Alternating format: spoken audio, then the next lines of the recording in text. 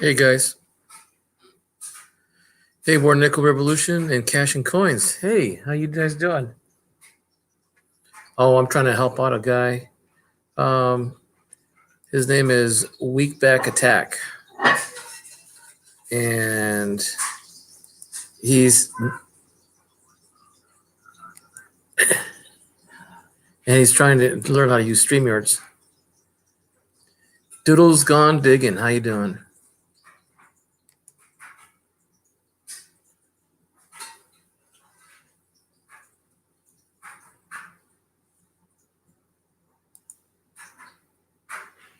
Hey, US Silver Stacker, you there?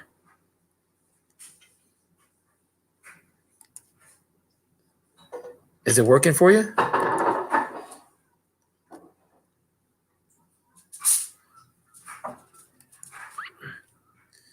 Okay, it should be on the far right-hand corner.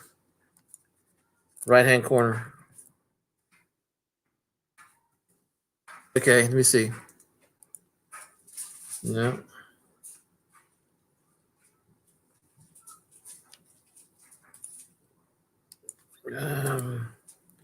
On StreamYards, what does your screen look like?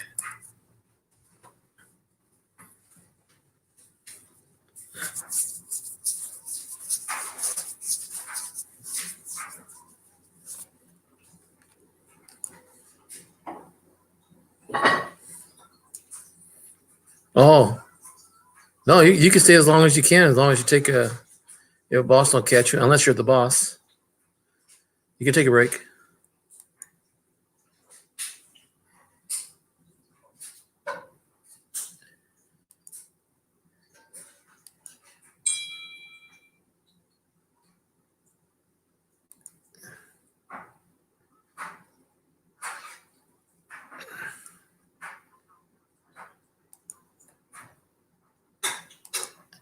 Okay, in the far right-hand corner, you should say.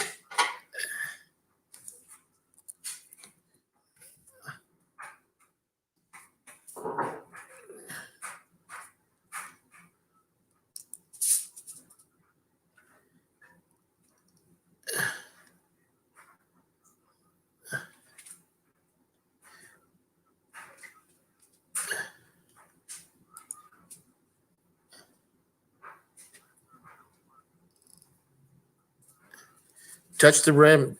Oh, shoot. Hey, War Nickel, tell him how to get onto StreamYards. I'm not giving him good directions.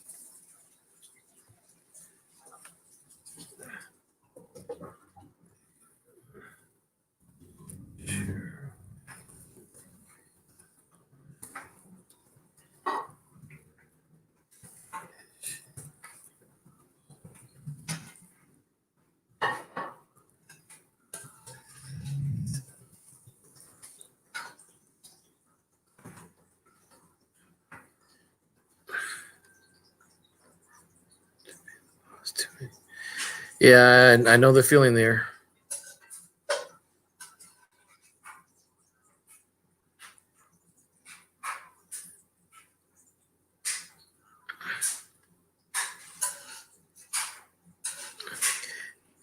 Actually,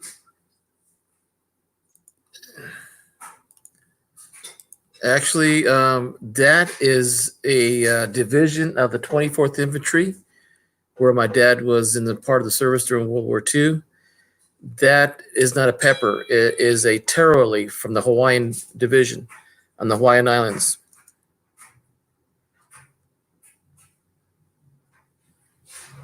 It's a taro leaf. Taro. Taro leaf for a plant that makes poi. Hawaiian dish.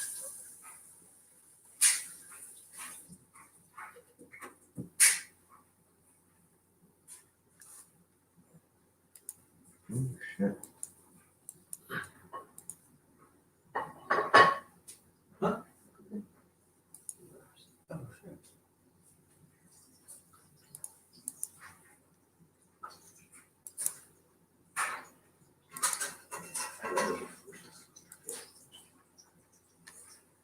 shit. Go tomorrow? Just tell him it for you. Ooh, yeah. Hey Jeff, how you doing?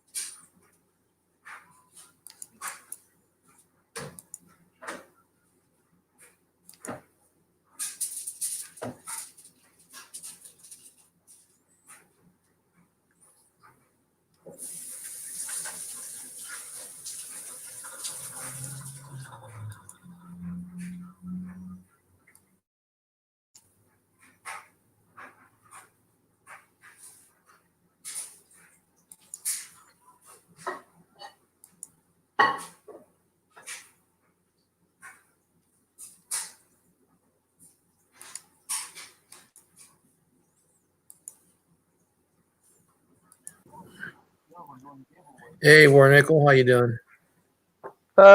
Pretty good. How are you? Good. I'm doing okay. I'm trying to get Wheat back on the stream, but I didn't give him the right directions, I guess. I haven't done it in a while. I'm able to get on StreamYard just because it's automatic for me now. Yeah, I just talked someone into getting on StreamYards like 2 days ago. Yeah, it's a lot easier. Hey David, how you doing? Yeah, it just seems easier than OBS. I haven't gotten enough on knowledge on OBS yet. I got to download it, but I haven't hooked it up yet. Oh yeah, me too. I downloaded OBS, but I'm just like, StreamYard's just easier for now. Yeah, it is. I mean, and it limits the people because if you get OBS, you can get a lot of distractions. So it's okay the way for it is right now. So where are you from? I'm from Michigan. Michigan. I'm in California. Oh, all right. So you're 2 hours ahead of us then. Yeah. Wait, I think 3 hours. Central time? Eastern time. Eastern time? Oh wait. It's 2:20 almost. Yeah, it's 5:19 here. Wow. Oh, my clock's ahead a little bit. So you're after War Memorial. No, I'm sorry, War Nichols, huh? Is that your favorite? I like the design. It's definitely really cool. Yeah, I get a lot of San Francisco ones over here. I just put the S above the Monticello on my logo because I thought it looked the coolest. Mm-hmm. Dave's not here, man. Yeah, I've been hearing that a lot, David Carlisle. As a matter of fact, I just got a book from one of my acquaintances from Hawaii. Yeah, I got the big red mega book. I don't think I've heard of that. It's quite hefty. As a matter of fact, if you joined, I don't know if it's still available, but they were having half price on that book for it's about 1,500 pages long, and it goes from colonial times until present time coins, varieties, counterfeit coins, everything except think about coins except for currency. But it's not like a red book, right? It's something different. Well, let's see if I can get a picture of it. Let's see. Favorite book.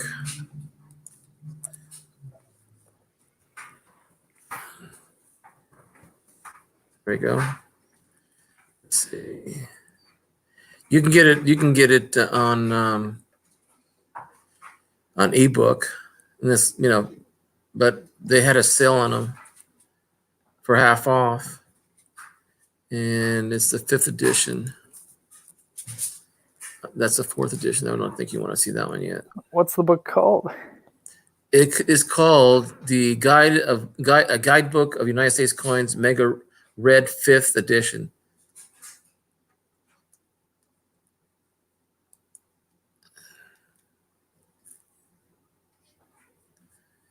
And let me see if I can share the window.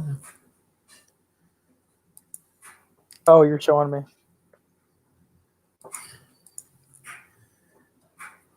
Share screen, dim, tab.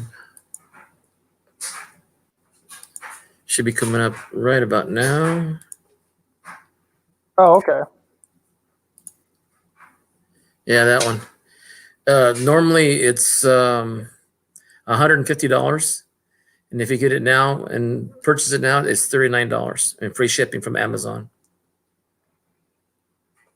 $39.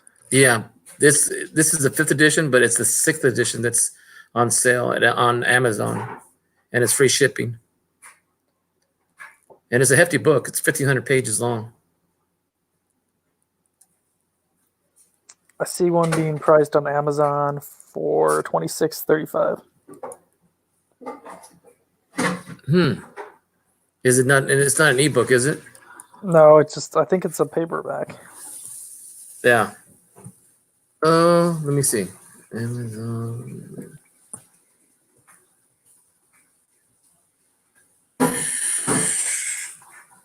Mega Red Book, 5th edition, 6th edition. Nope.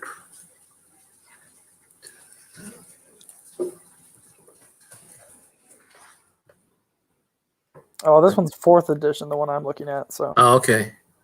maybe it's cheaper because it's the 4th edition.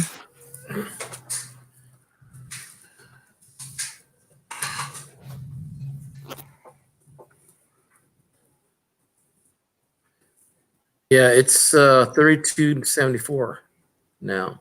If you're on Prime. I don't have Prime. Yeah, neither do I. My son does though. That book when there was another book that was I think last year's was right now you can buy it for $150 for the 5th edition one. And this one here looks like it's a paperback, that's why. Yeah, 32 ranges from $32.46 to $46.94. Okay.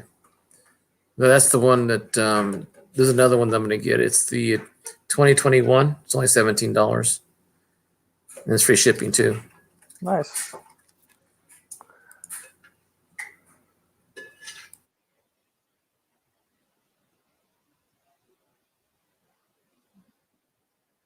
What happened?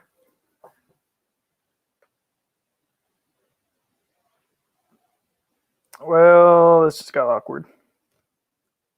Where'd he go?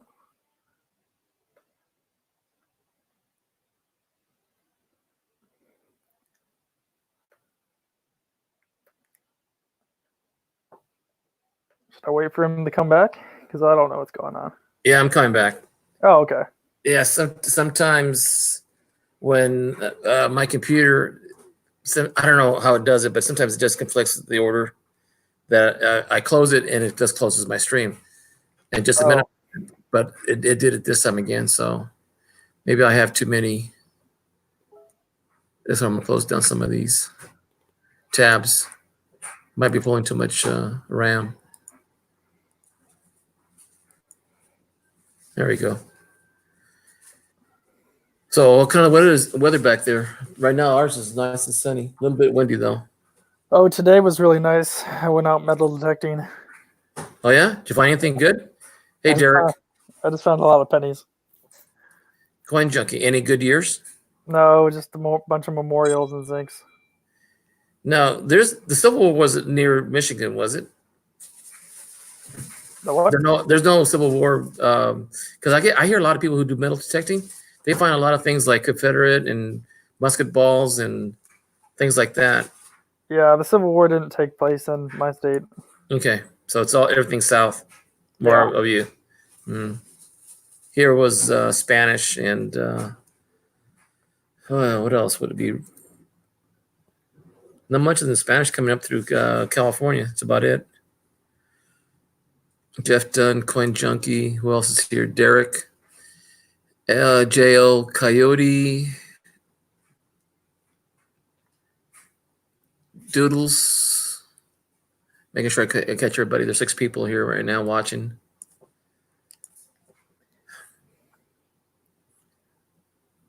How long does it take you to collect? Well, how long do you go out? Just a couple hours or a whole day? Or Just a couple hours. I just Really? went to this local park. I should try to get permission to some cornfields around me. Oh, really? Yeah, I should. Have you ever tried schools? No, not yet. I actually just got a new detector recently, so yeah, you're getting used to it, huh? yeah. It's like a lot of kids always are jumping around, wrestling. I'm a teacher, so a lot of times I'll walk around school and I'll find coins all over the place. Sometimes it'll be up to $1 sometimes a day. Wow. Yeah, you want to try checking those places out, like especially walkways next to sidewalks where there's planters, or where there's we have planters sometimes that are risen above the ground, so they're like box planters, and sometimes the kids will get in there and sit, and the money will fall out. Or play gyms, playground areas where the kids congregate mostly. Yeah, actually, metal detector playground yesterday.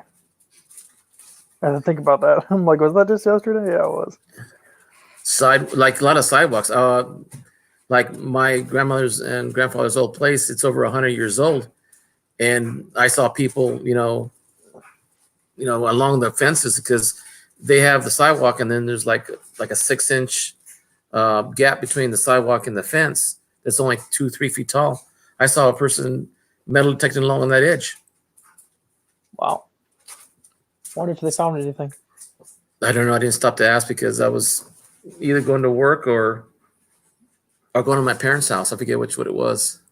But anyway, they were having the ear muffs on, and he had a very small, what do you call the thing at the bottom?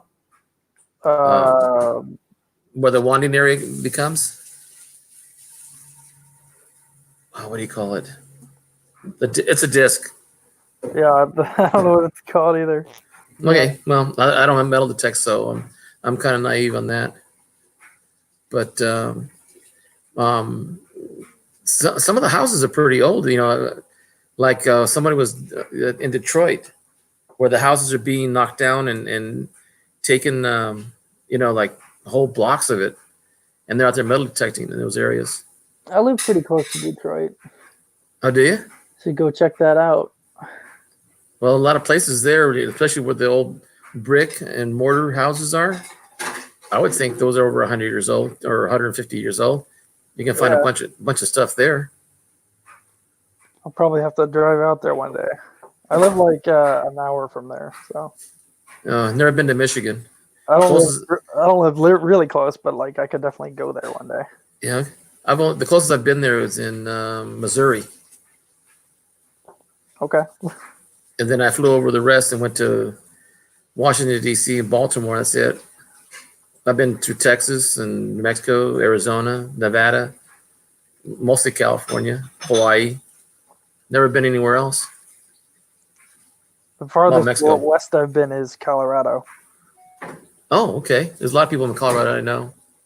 Mountain Man, he says that he found a 1989 Kennedy $50. With facial doubling, would you know how much it would be worth? Hey, Paula. Wow, I haven't seen you in a while. How you been? Unless I looked at it, Mountain Man, I could tell you that it's worth 50 cents. It was in perfect condition. I would not to look. I have to look at it.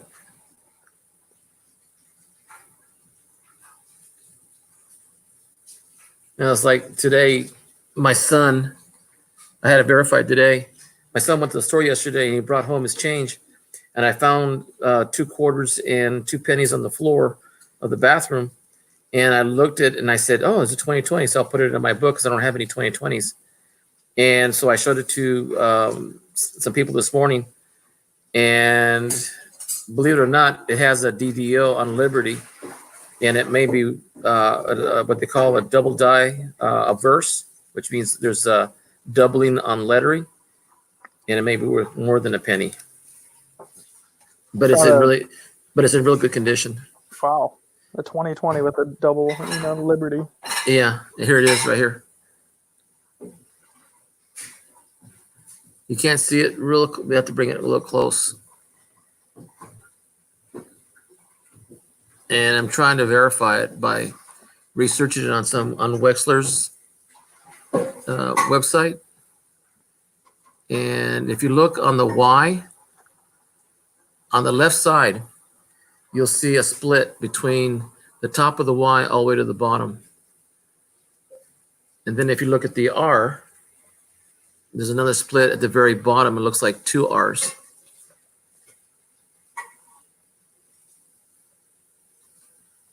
I think I can see that, yeah. If I had my thin poker, I would my pointer, I should say. Let me see if I can show you with my pencil without touching the. I can definitely see it on the Y. Like you're saying, there's a double Y on the left side of the Y. Right there. You can see at the bottom, it's definitely doubled. Yep. And then if you turn it and look inside the B, there's 2 lines inside the B and on the R where it's looped. Yeah. Mm-hmm. And then the 2020, it's almost got 3 lines. Now, one line, as one person told me, it could be what we call machine doubling, which is an automatic dismissal. It could be a doubling, but there's 3 of them. And it goes from north down to south to the right. And if you look at the 2s, it's got 3 lines there also. And the other 2, the front 2, looks like it's got doubling. But I'm not going to say 100%, I'm sure, unless I send it to. There's on Thursday nights, there's, and Paula's in here right now. She's on that Q&A, and I'm going to send it in to see if, it's my first 2020 too. I still haven't found a 2020. Looking through coins pretty often. Oh, really? Even during the coronavirus, I'm still looking. I'm still trying to get boxes to drive through. Oh, are you also a coin collector? Yeah. Ah, awesome. I haven't done metal detecting. And there's I can't remember, I only saw them a few times, but they're metal detecting and they're a group of 5 men that go together. Because in California, to the east of me, is a lot of abandoned gold mines, and they go out looking, and when it rains in California, which is really rare, opens up a lot of land and washes out some of the side of the mountains, and that's when they go prospecting after a rain. That sounds like fun. Turn the coin. Yes, I did. Paula's an expert on this, and her word is gold. So because the first thing they'll say, and I usually see it when they say it's machine doubling, but when you have a second pair of eyes to help out, and machine doubling is sort of the accepted error, not the error, it's accepted illusion of doubling. So it make it easy just to say so. I found something really cool. What'd you find? I found a 1939 Philly DDR. Really? On a nickel. That's what I should have mentioned. It's on a nickel. So your favorite is the nickel, mostly searching those, because I've got a box still of nickels I haven't opened since before the shutdown, the stay-at-home order. Oh yeah. Yeah, and I haven't opened them yet.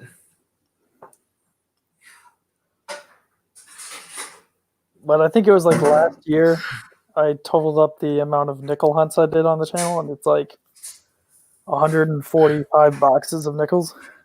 Uh-huh. How many boxes? 145. You went through 14,000. Jeez. Yeah, I would try to get like 2 boxes a week. Uh-huh. Maybe more than that. It depends on the week. But I went through a lot of nickel boxes until I finally found the DDR I was looking for. See, this is where I tell Paula, I'd rather learn, because that to me is more valuable, because you see, she's an expert and she's really good, and she's on the panel for when it does a Q&A. You can send in coins in and they'll evaluate your coin, but amongst 4 or 5 people, and that they're all been studying coins for a long time. And when they say it's doubling, it's not doubling. And if it's doubling, they'll tell you got something there. So this helps me, even with you hope it was, but I rather learn from the best and start learning the things you can see. Yeah, it's a 2020. It's got a few marks on it, Paula. It's not perfect. I mean, that's a 2020, and this is my. I've got 20 of these, 55 in this condition.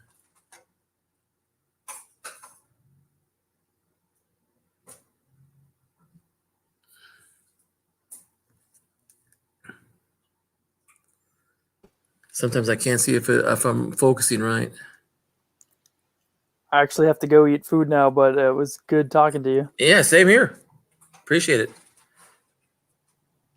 See you later. See ya. Bye.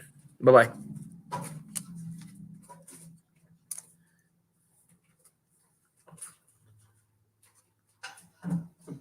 Yeah, I'm learning that, Paula. Yeah, lights do deceive.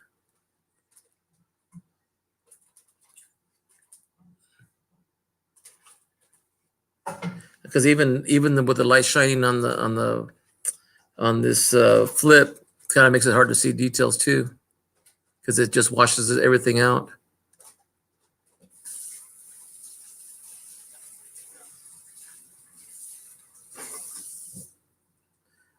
So how have you been there, Paula? Hey, James Lincoln, how you doing?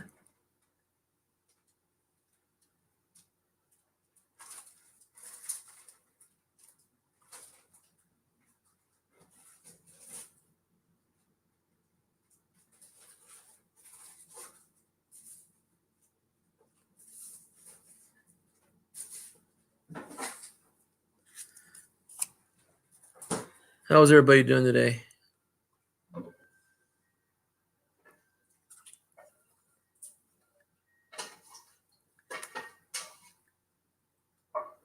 Pretty quiet.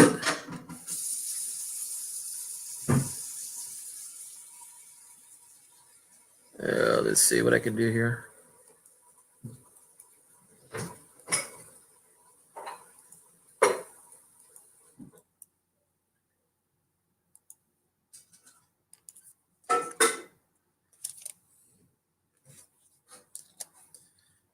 I got a bunch of these at this on this grade.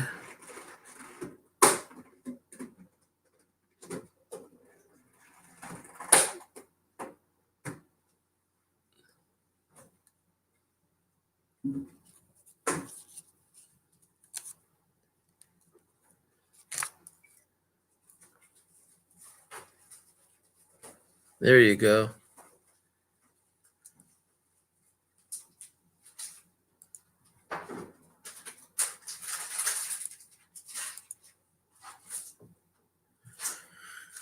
Let's see who's else. Hey, Mickey, how you doing?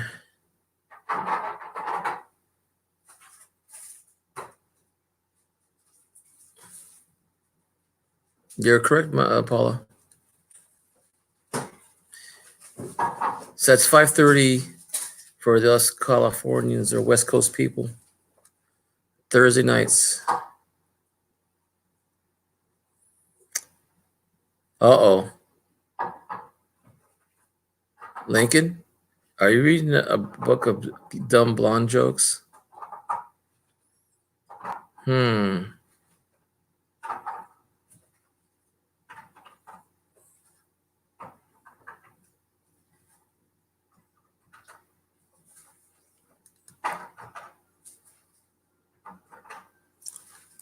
people. Wow. It's a lot of people in here right now.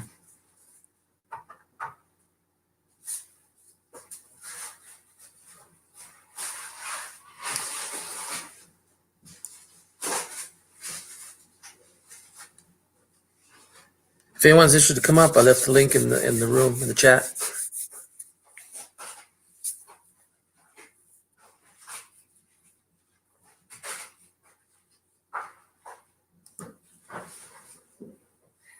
Let's see. I want to see how this time of day it reflects on the. Oh, not too bad. A little bit bright.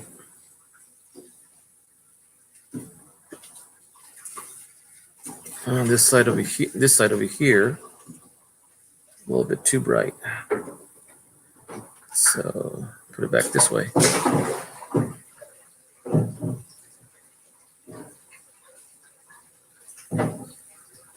I got a few wins. Actually, I got a package yesterday from. It's a giveaway from the Brain, Nonconformist. I won this 45 Mercury, and then the 51.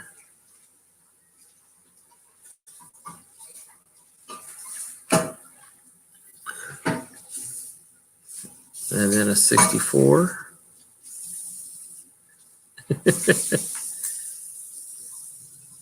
Uh-oh. Covered.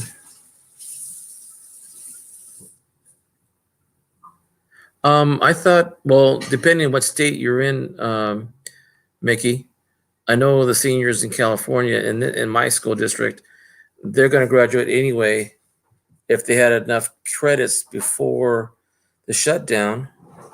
If they have enough, they'll graduate without taking their exams. What about if you have all your credits to graduate on time and you're progressing that way, you won't be taking the the final exams. I don't know about your state. What state are you in?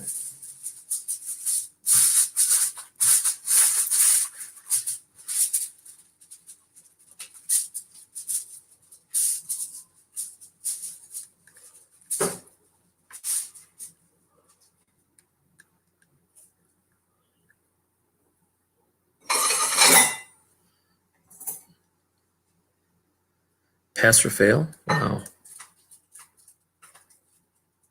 Maryland. Well, you're on the East Coast.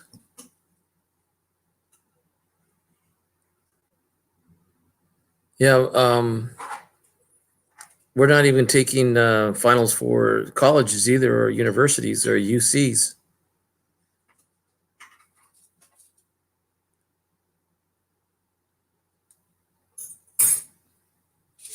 Oh, we did? And it was a DDO? I gotta check it out. Yeah, that was my first 2020. That's gonna go in the book anyway.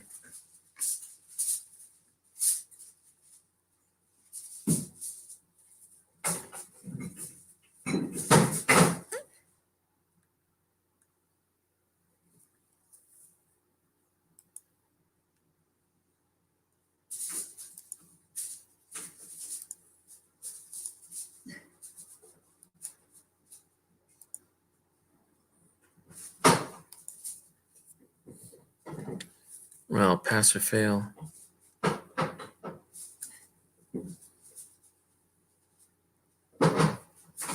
Oh, 20 dimes?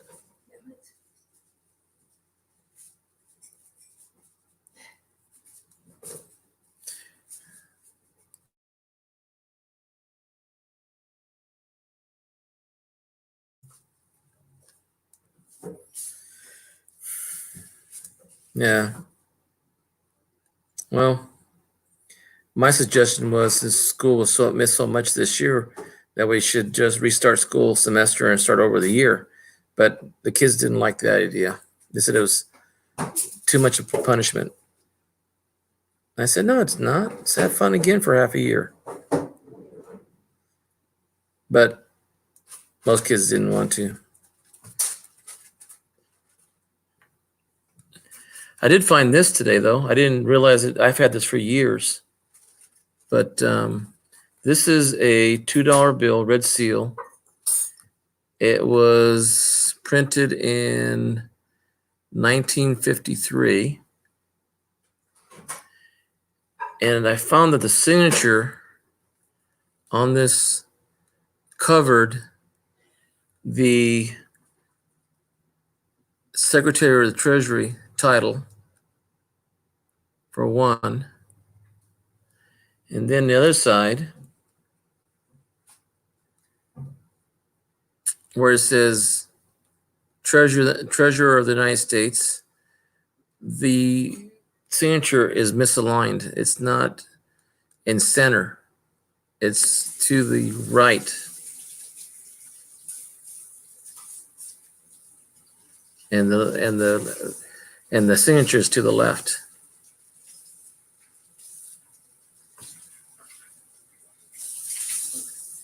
And then I found out that this is not cut correctly. So it's shifted. There's too much space between that corner, the black corner, and the corner of the paper.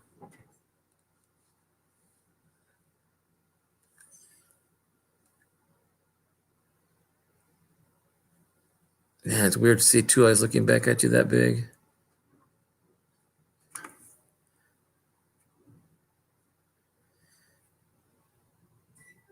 Never been to Massachusetts.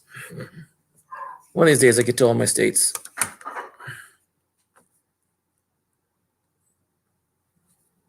I'm going to take that out. That's spooky. Down to 7, which is okay because it's more in the afternoon. It's only 10 till 3.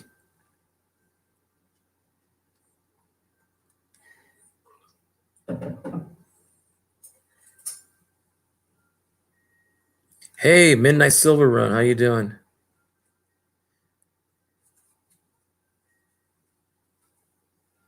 Well, I'm not going to spend too much time on the stream today. I'm going to close it down at 3 o'clock because, for one, I don't have that much time on here for StreamYards. I only have, I think, 6 hours total out of 20. And now probably an hour less, so 5 hours left. Yes, it is odd. Usually I'm doing something. I'm around.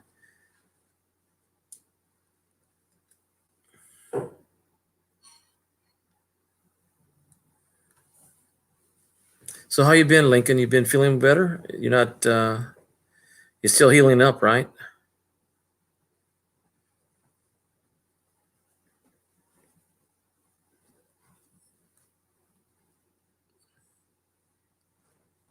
Yeah. Mickey says he found one San Antonio mission as a quarter in pocket change when they first released.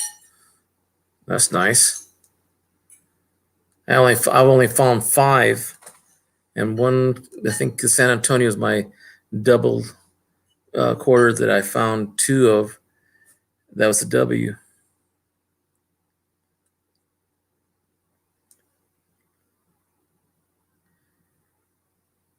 Mickey, you moving to Florida?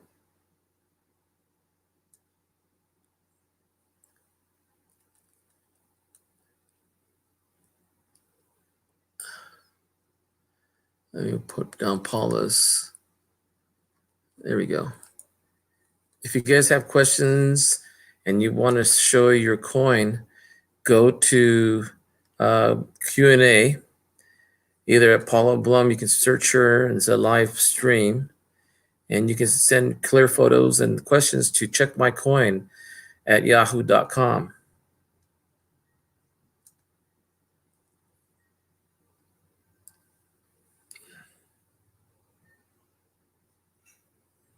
Ah,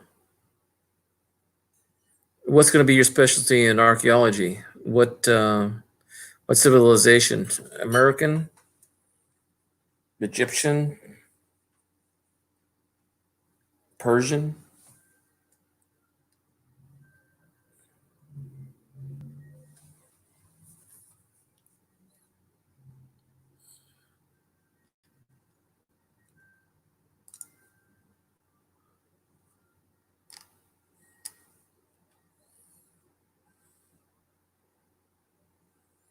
Yes. Thank you, Lincoln. I was going to ask the same thing because I'm on Facebook only for coins. Ancient battlefields around the world on land and sea. Huh. We just there's a person his channel's name is History Man. His name is Troy. And I was interested in what my dad was in World War II. And I have his division patch as my screen avatar. And I was wondering, how did Canada I know how the United States got involved in World War II, but I wanted to see how Canada's allegiance or the treaty or how they got involved in World War II. And then I found out that U-boats off the coast of the United States and Cuba and parts of Central America, they were patrolling off the shores and trying to destroy oil tankers. And the U-boats sunk 2 ships that were off the coast of the United States from Mexico. And that's how Mexico was declared war on, the Axis powers of. And speaking of deep dive, they found the 2 boats, plus they know who was the captain who fired the torpedoes that sank the oil tankers. So this is quite an investigation. Then I start seeing things pop up of U-boats and the documentaries that were on YouTube. So I followed it a lot. Actually, there's a U-boat supposed to be carrying a lot of the Nazi gold that was stolen, concentrated from people's fortunes, and they were supposed to be sent somewhere in Argentina for a Third Reich, or to continue the fight later. I don't remember exactly how that went. I'm going to get my scuba diving license to do deep sea diving in the Mediterranean. Hello, Armando. How you doing, sir? No, but I did take my son one time when they found the Atosha off the coast of Florida. And as a matter of fact, the coins on the ship are being sold, plus artifacts of medallions, crosses, coins, Spanish eights. Good. How's the weather in your area?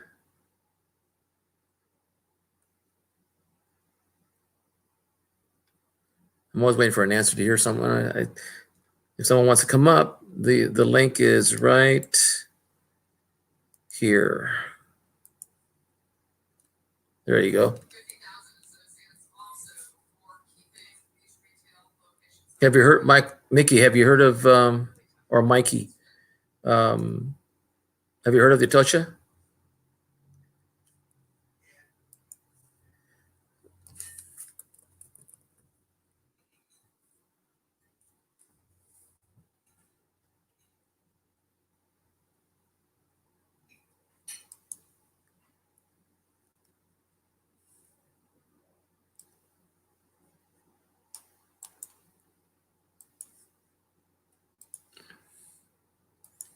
Yeah, it's interesting. Actually, the ship's name is this. I think Fisher was the guy who found it, and years ago. My son was probably 4. It's been a while. My son's 31 now.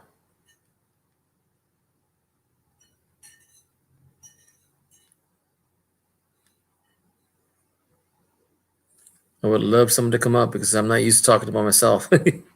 I'm shy.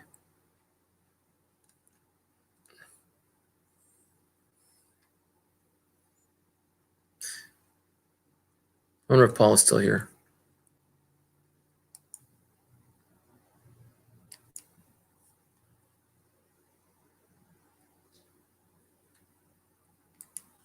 Let me see. I got YouTube going up too. I gotta mute that when it comes on. Oh, it's already muted. Good.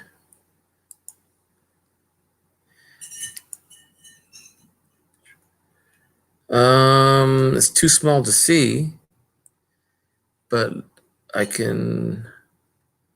Let's see. Oh, the coin.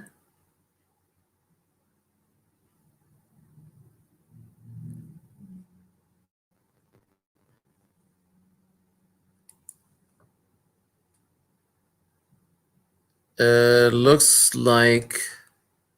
I don't want to say Roman coin, but it looks like. Oh, here we go. Stern's here. Hey, Stern. Saving my life. I'm not used to talking about myself on the screen.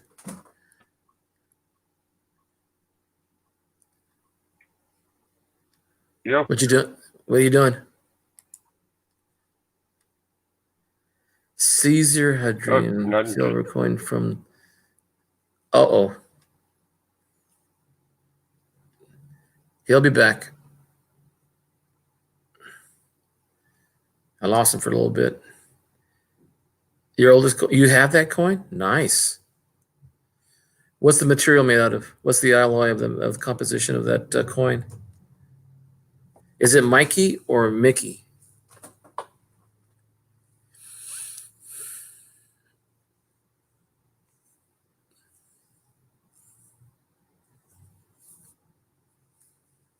I wonder if he can come back up again.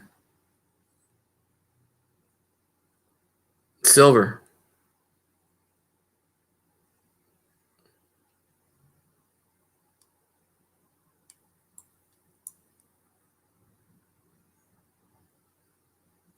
Alden Davis, how are you, sir?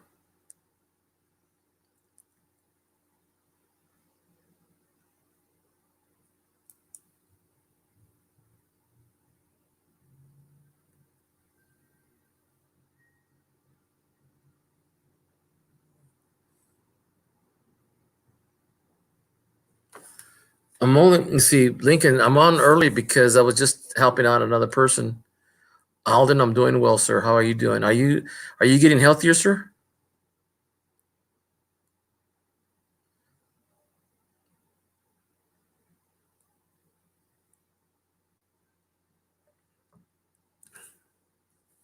Let me see. Wonder where Stern went. Stern, are you still here? Good. I'm glad to hear that, or read that, I should say.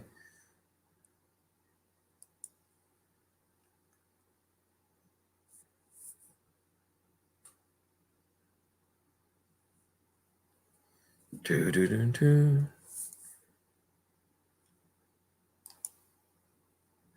Looking at you.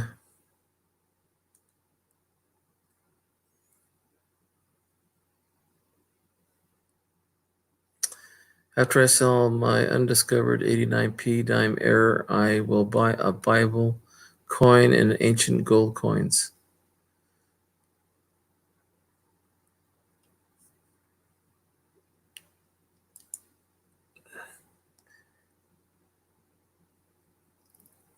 Who you calling a turd, Silverman? I got the link up there. You want to come back up again or try?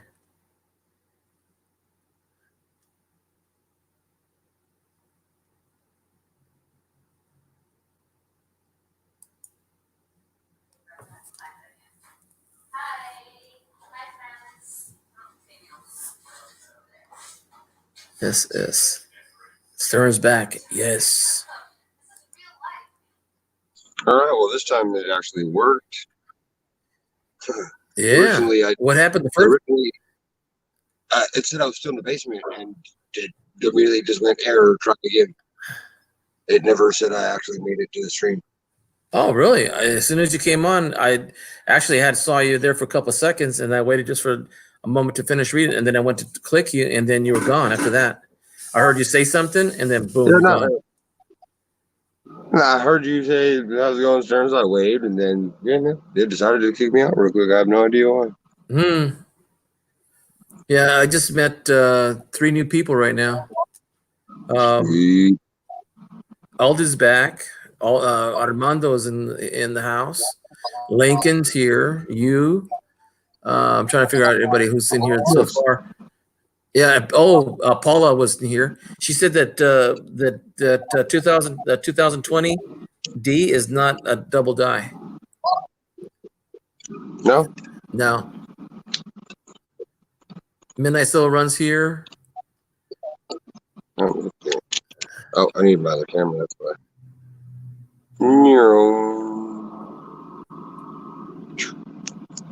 Camera 2. As a matter of fact, Mikey was saying that he has a whole box of 2020s. Nice. Was it Mike? Was it Mickey or was it? No. Yeah, he has the mouse. It's the Mickey robs bank, so I'm pretty sure it's Mickey. Yeah. Okay.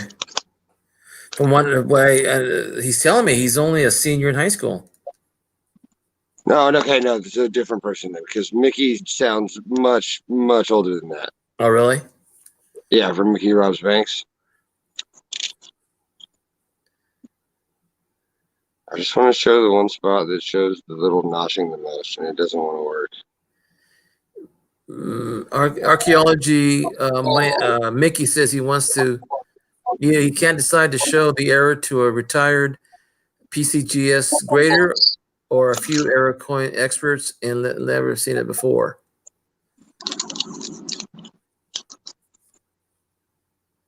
And that's what he said. I mean, I wouldn't send anything to PCGS without having somebody else look at it first. Right. If it's new, because PCGS they won't attribute new varieties. They have to have a go ahead from one of the names that they deem worthy. Well, I don't know how long that list is, but I know it's a rather short one.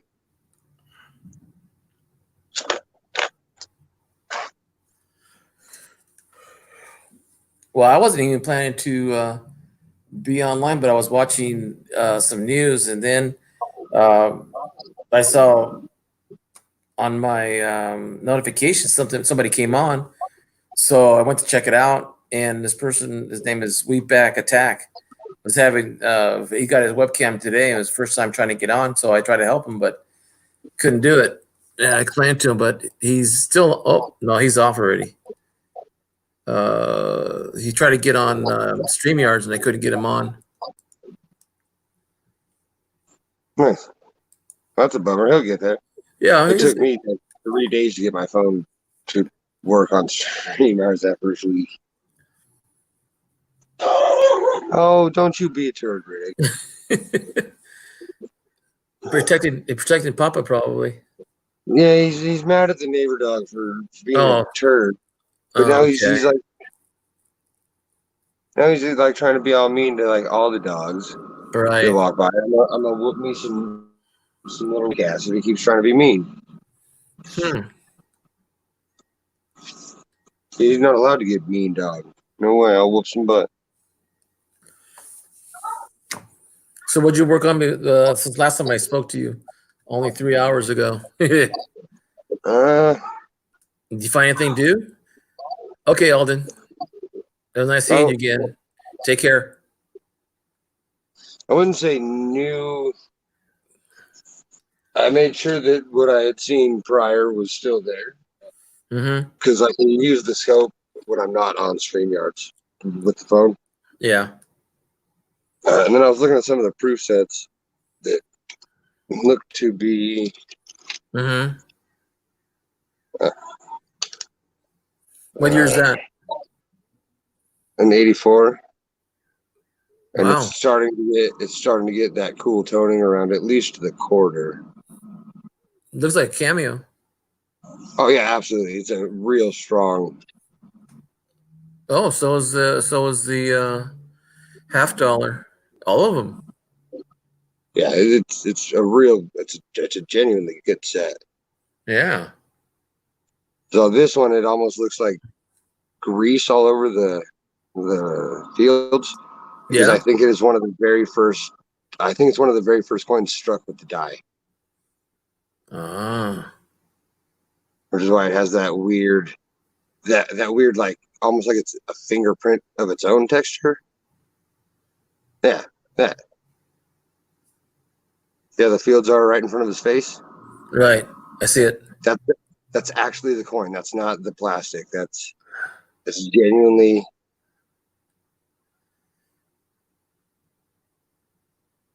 It said he's 007. I'm gonna call him that. It's easy to remember. Says he's been finding errors every day since the lockdown. But that nickel's really nice. Stands out. Don't open proof sets if they have errors.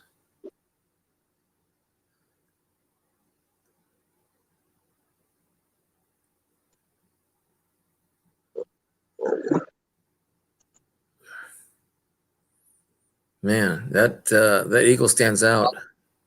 Oh yeah, it's because it's getting this extra bit of toning around the outsides. Mm-hmm. It really makes that one. And what does it get all stupid strong with? The Jefferson's. I think it's one of the first coins struck because that is so absolutely black to white. Uh-huh. Now, does the color of the background of the mat, where the coin fits in, does it make it stand out more? Black is preferred, at Uh-huh. least by me and Rick Tamaska or whoever took the pictures for Rick Tamaska's book, Mm-hmm. because it shows the black and white contrast the best. As for any of it. Man, look at that 67. Yeah, having a Jeez. black background. That's a 61 Lincoln or Rosie. Look at that. That's a 51. It's probably the best 51 ever graded. 007 says the proof set with the error set sells for 500 to 900 depending on what year and how common the error is. Are you talking about an error or are you talking about a strike? It says error sells. Because errors are one of a kind. They'll never be truly repeated like a variety, which is a double die and such. Proof set errors would be like strike throughs, laminations. Then those I wouldn't crack those out. No. Proof sets with varieties, it depends on what kind of variety and how much it sells in set versus just the coin. Have you found a set where each of the coins had at least an error or a minor error? I've found a proof set that had a couple, more than one had a variety. Yeah, more than one had a double die or a repeated anomaly. So anomaly that can be duplicated. So Okay. yeah, absolutely have. They're still here. I haven't sold really any of them. So if you had a proof set and you only found one, let's say a major DDO or DDR, would you crack it open? I already did. You want to see it? Yeah. Well, it's in the Chaper's Guts. I'll show you the listing on what I have in the book. That way I don't have to talk. And then I'll show you the coin that is already broken out of the set in a safe flip two or safe flip plastic or vinyl thing ready to go to NGC, because that's what NGC tells you to put your stuff in for transportation.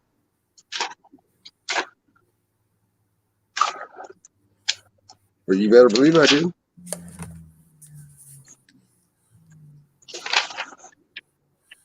I have this right here. I think you sold me that one. Yes, Yeah. a 70S. Yeah, I broke this out long ago. Yeah, this is sitting in a safe house flip, ready to go. But there hasn't been very many of these sold. There, I think there's definitely under 30 and known so far. And the last listing wasn't very recent. It was a couple of years ago. And it is strong. Like if it shows you more pictures, the E split as hell. The date of the 7 looks like it's tripled. Yeah, that was my first double die I found. That I was very confident in saying that I had found a double die. 007 says that he found a 1987 S cent improperly annealed planchette in the proof. What is the temperature they heat the planches to? I don't know. What that's absolutely a follow-up question. They've been going over the fake woodies for a while now. Because in '62 they removed the tin, so real woodies truly don't exist unless it's one of those somebody left a planchette from the back in the day and it made its way into the mix. But so the woodies that you can still see, I mean, at least they look like it on the 70s and 80s. Right. Ken's theory is that the rollers that are used to flatten all the, or, you know, get all the scents separated out and flattened out and not stacked on top of one another. When those get dirty, they're like little rollers. So the rollers will roll like basically grease marks or dirt across the top of the planchette. And when it's heated, that gets burnt into the coin. Mm-hmm. And that's what creates the new fake woodies from '62 and up until Zinkins, the stinking Lincoln Zinkins.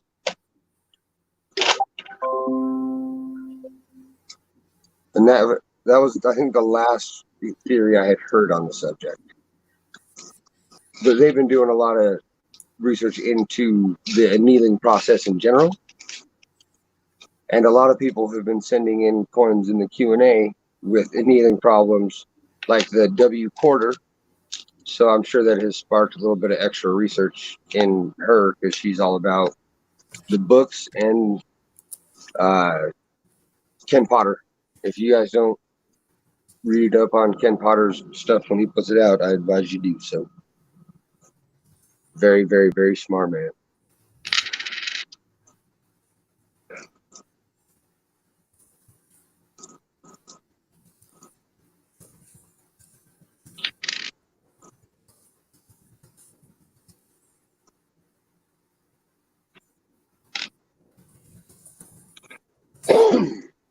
I'm looking up the question about when they heat up the planchette to make the flat sheets of rolls of metal. Yeah. It's 1400 degrees to start with, and it starts at 750. Then 750 degrees Celsius, which is 1400 degrees Fahrenheit. And then let's let it cool slowly.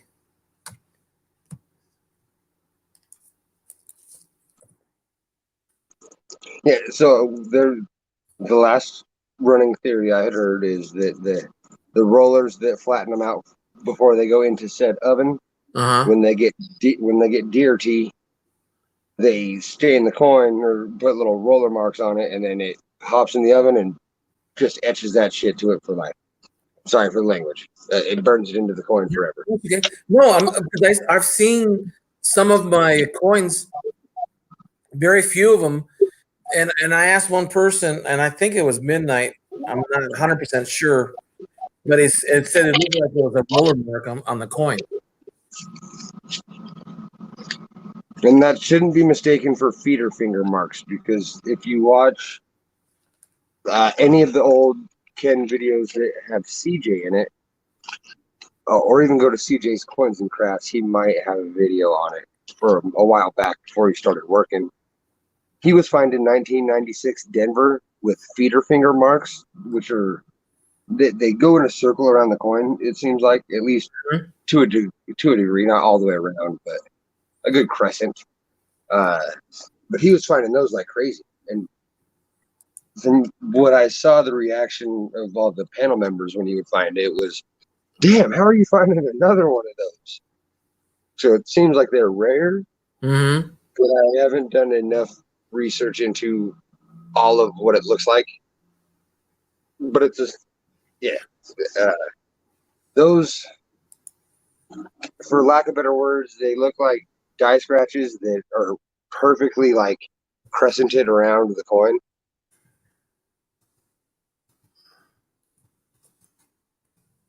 And the roller marks will look like this. That was like a perfect timing I've ever. That's the best time I've ever had for something like that. Hold on, I have an example. I'm putting on a glove. Oh, guys, I'll be right back. I gotta do something. Sure, I'll be here.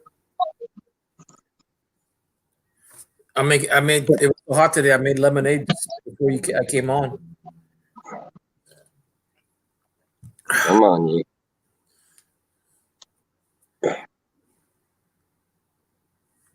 Oh, it's not going to show. This one's not a very strong one. Okay, there it is. Okay. Is that a 61? No, it's an 81. So this has no tin. This is a fake woody. Oh, okay. This is caused by the rollers, what they think, because the mint won't say and nobody really knows. But active theory that I genuinely believe is that the rollers got it dirty, and then the heat just scorches it right on it. Okay. Which is why this could possibly have it on one side and not the other, because a woody, the mixture is wrong throughout the whole planchet, so it would be on both sides almost every time. I want to say every time, but I can't put I can't say that for sure. Right. Yeah, see, I still got. I mean, I don't doubt anybody's at the moment, because I'm getting better at the eye, but I'm not getting that good where I can say definitely it's this or that. You'll find a variety one time, and it'll be your boom moment, where you'll see it and you'll be like, "I've seen this video. I have absolutely seen this before. I guarantee it." And you'll go back and you'll search YouTube for the video that it was on or something. But it'll be that moment that you find something that you, without a doubt, you know exactly what it is. You may not know what number, but you know exactly what it is. You know, 007 says that he's going back to a pawn shop because he finds boxes full of PD and S sets, and they don't check for errors. Oh no! When they buy PD and S sets, they're roll collectors at that point, bro. Roll collectors buy rolls to not open them. So, what do you think they sell those sets for? I mean, what do they buy them for? What do they think you sell them for? It depends on the year. It depends on the mintage of the year, is what they sell them for originally. And what they go for now, it depends on the errors that have been found. So, are they not aware of the varieties? No. Pawn shops don't always look at collector value at all, to be honest. Numismatic value in any way, shape, or form.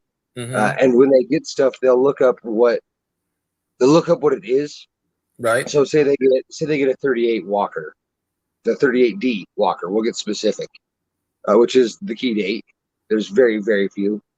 3/4 of the pawn shops where I live will Google or eBay Walking Liberty $50 price. That is what they will type in. They will not type in 38D. And if they type in 38, they half the time don't know where the D would be to even look up where the D would be to look up a 38D. So chances of you getting the key date of a series without the person who has it knowing, pawn shops are among the best because of their lack of research when they get new stuff in, because of, well, their lack of caring and prior knowledge to anything numismatic related. Look at Spectacular. Watch Spectacular's grading video when he gets his coins back from NGC. Everything he got there, he bought at a pawn shop for regular date price for the key date on a few items. He got the key date piece dollar. He got one of the better Standing Liberty quarters I've ever seen, and he paid junk for them because the pawn shop only researched what it was and not the date.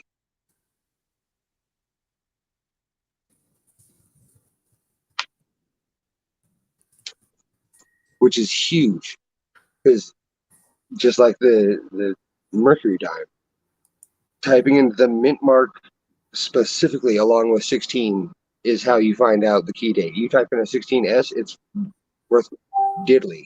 You type in a 16 Philly, it's also worth diddly. You type in a 16D, you find yourself a couple $100 in an AG. I mean, might not be exactly that, but roughly. And people who don't care about the business don't do researches like that.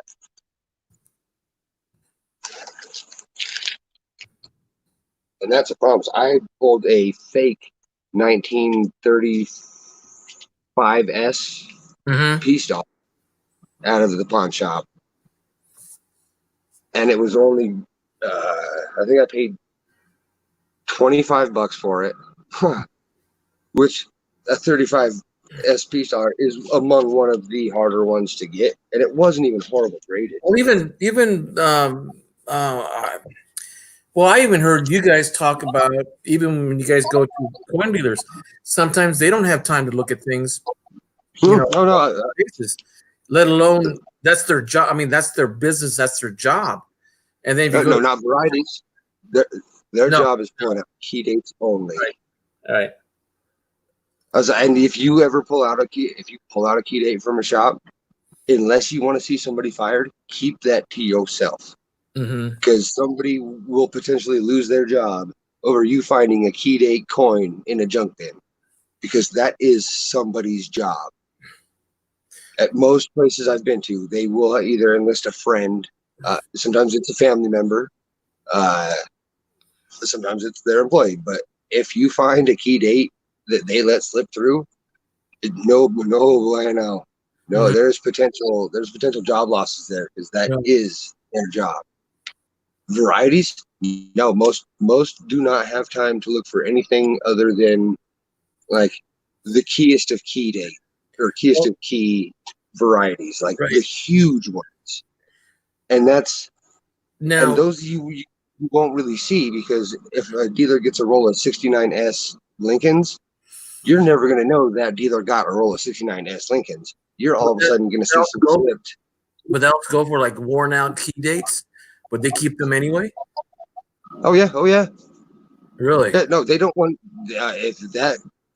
If there's a date that will bring them more than a $20 premium over that in a junk bin, they're going to pull it. You don't see 21Ds mercs. You don't see the few really key dates when they're even in the wars down of states. The luckiest I've ever been where I did get some of those was a LCS that didn't let me look through my coins. Right. I said, hey, I need $3 face value of mercs. She went, uno momento, please. And she walked me back and she brought me a bag in a paper bag already with $3 face value of merc dimes. That was the transaction. I didn't get to look. I didn't even get to see where she pulled them from. It was a separate room. Now I was a little upset with this. I was upset by this because I'm used to picking my own dimes and I won't cherry pick it in the shop, but I'll go in with dates in mind and I'll go in and it's what I had always preferred. The fact that the shop I went to that day was more of a dealer to dealer sales company, so they're big business. I felt like a really small fish when I walked in, like a really, really inadequate. Like they barely looked at me when I walked in, and finally got to me when their suit and tie customers were gone. But because of that little bag that you took without looking at it, did you find anything really good in there?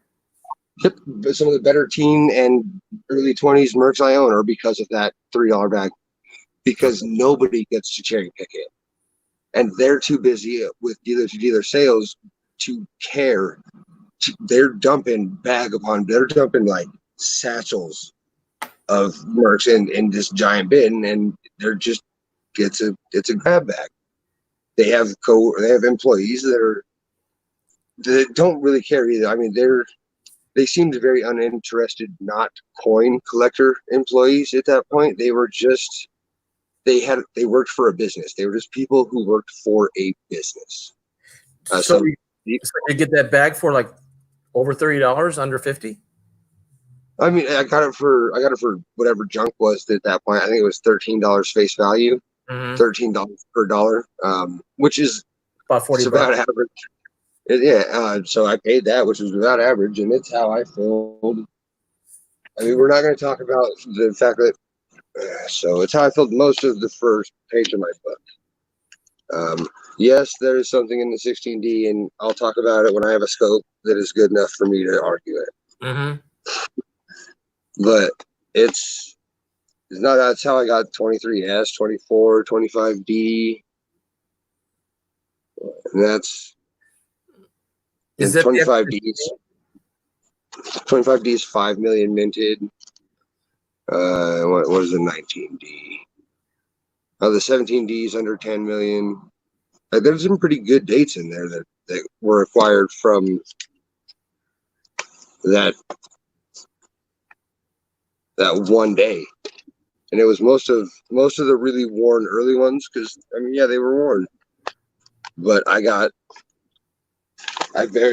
without a doubt have a 16, a 16S, 17, 17D, 17S, 18, 18S, all because of that little transaction. Lincoln says he finds his best coins at garage sales. I have yet to be as lucky as you, Lincoln. I try every time though. You best believe I stop at everyone. I'm always super polite. It's never the first thing I jump at. I wait till I'm. Hey, is there anything I can help you with? I'm like, well, you got any collectibles, my friend? Like, I'm big into really anything. I'll take a look at it all. And the only thing I've really gotten that way is probably 1,000 hockey cards from 1979 to 1981 for $5. Well, I tell you, one of the rookie cards, not rookie cards, baseball, basketball, hockey. I got cards here in front of me. That website I was telling you about, the price of each one. The Noel Ryan I had, where it was for like $60. You could log in, create your own account, and you could load them up for free. So I said, well, I'm going to try it later, but I'm going to read up on it first. Well, they use that to collect information about what cards you have, and they're going to offer you prices on there that's not the same price as the retail that they show as, what they last sold for. So not why they have that log on for. And then you inventory everything you got and you put it in there. Because these are they're still pretty good shape. They have no creases. There are no bent ends. There's no stains on them, and the corners are crisp. I have no idea. I have so many of these little bundles because I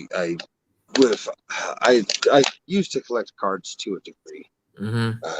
So everything goes in a slide before my hands even touch it. I wear gloves, and then they go in a single, unless they're like autographed or piece of jersey or really low numbered, and then I'll throw them in a hard flip as well.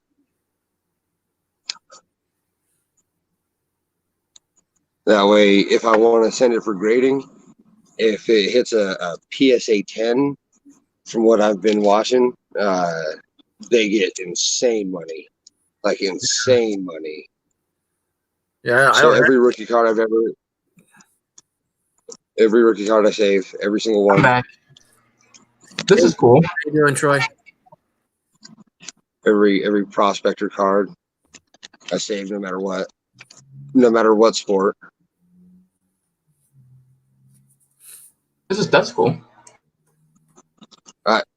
And I've been talking to that's what CoinTable does on half his time now. That's why he's not doing as many videos, because he's been whooping ass on this whole card grading thing. Who's this now? CoinTable. Oh, okay. I've been shouting out that church for at least 6 months. Yeah, I figure I've got about 100 cards here, and I got another stack in my desk over there. But probably about, I would say close to 250 cards altogether. There's no duplicates in any of them. And I do have Aaron Rodgers. Ooh, Aaron Rodgers in his college year. at Michigan. That's No, his draft pick.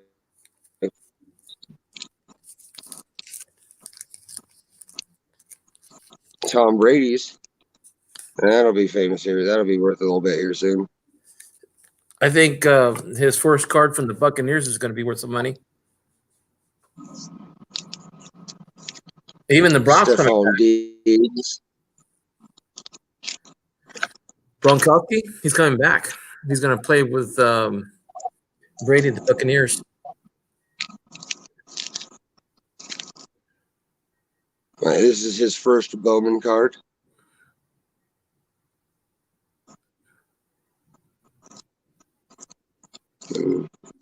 Prisms. Lincoln, did you buy a safe full of coins? Or did That's you buy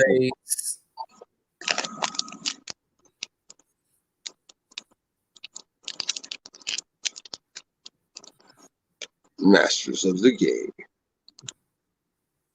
Clayton Kershaw? Wow. David Was it Kershaw from the Dodgers? Clayton Kershaw. Clayton Kershaw, yeah.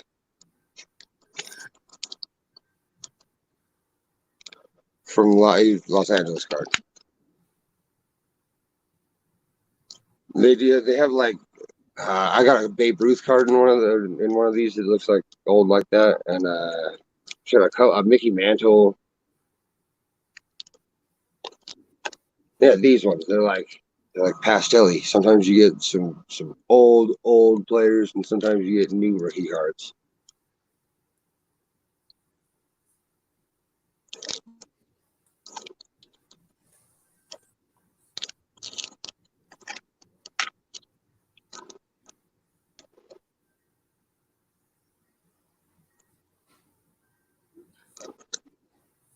My dad used to have a box, or I should say boxes of cards. And he went to the service and came. He was still in high school when he had them. And when he came back, he said he doesn't know what happened to him. But he had he was collecting from the late 1920s to until he was 17 in the 40s, early 40. I can only imagine what he had then.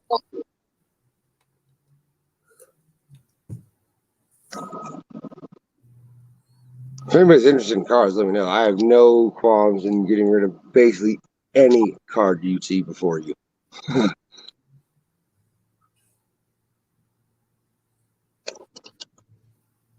I'm not much of a card collector anymore. I never truly was. These are ones that I've got while hunting for my coins. You just come across them? Yep. And some of these I did buy. I had a small phase where I was into trying to find box breaks. The Derek Carr. Yeah, I have some old basketball cards from the 80s and 90s. So I just come across them because my dad collected them. All the basketball cards I have will be Nuggets cards throughout the years, but it'll be like Billups, Carmelo Anthony, Mutombo. A lot of Mutombo, actually, surprisingly. So I've put everything Colorado. Dikembe Mutombo. I have so many of these damn cards.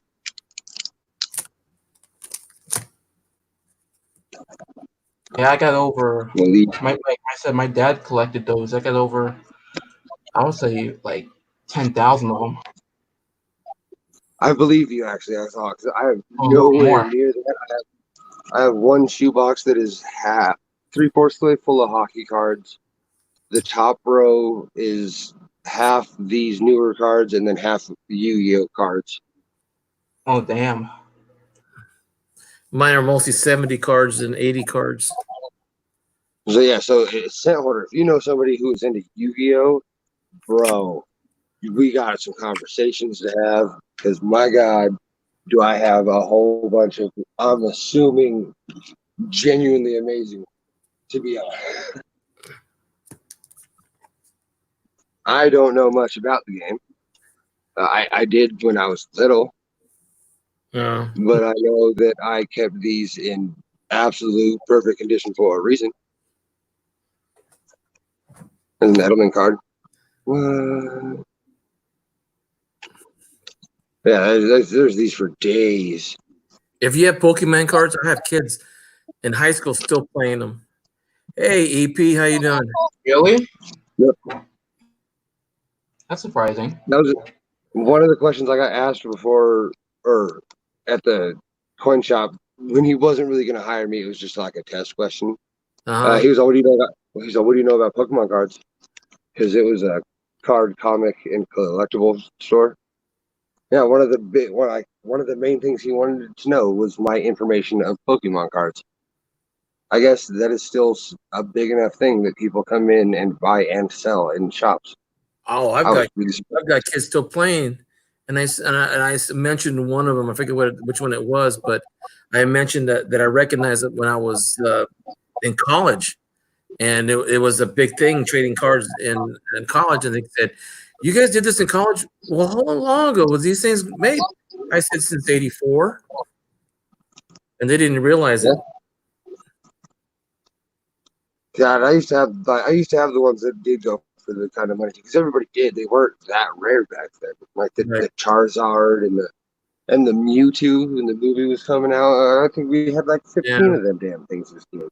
I know I have at my dad's place a small box of and I'm trying to figure out what they were, but most of the wizards and all the different places you can go to, and it was Was it Magic cards or Dungeons and Dragons? no, not I had both actually, but I didn't have as many. I had more Pokemon cards than I did of the Wizards and Dragons, Dungeons and Dragons. I mean, Magic was huge out here. Like that was what all the kids that were older than me played. Like we did BMX. I didn't do much cards mhm. or video games.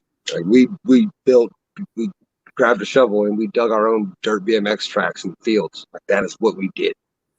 Well, And then we would so far and then that we would build a clubhouse next to it. I went so far back that back in the '70s when everybody was losing their houses, people had what do you call it? Swimming pools in the backyard, and they were empty because the mosquito abatement in our town would go and charge people for emptying their or the bank for having full swimming pools. And once they emptied them out, we would get these real plastic small skateboards, and that's when everybody started skateboarding was in swimming pools. I remember that in the '70s. No, yeah, no. I watched that. I watched that documentary. Documentary, and I lived it. Yeah, the California documentary. It's about a certain person, even. Yeah. Hey, San Hoarder. I They didn't break down. get in, but hello. Everybody's telling you hi. Hello. Sorry, I'm standing up looking for a cigarette at the moment. My apologies. I found what I needed to. No, I have to go get me cigarettes yet.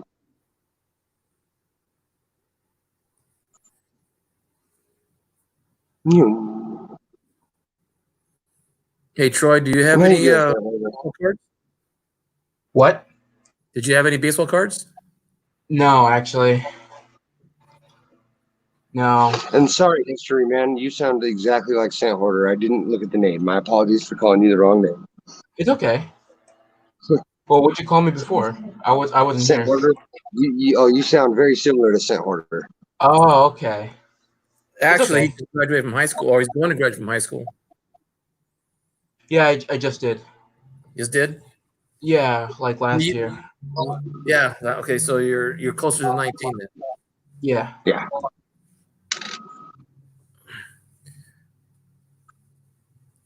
Yeah. So, I mean, I have some baseball cards because, like I said, my dad collected them like back in the 80s and 90s.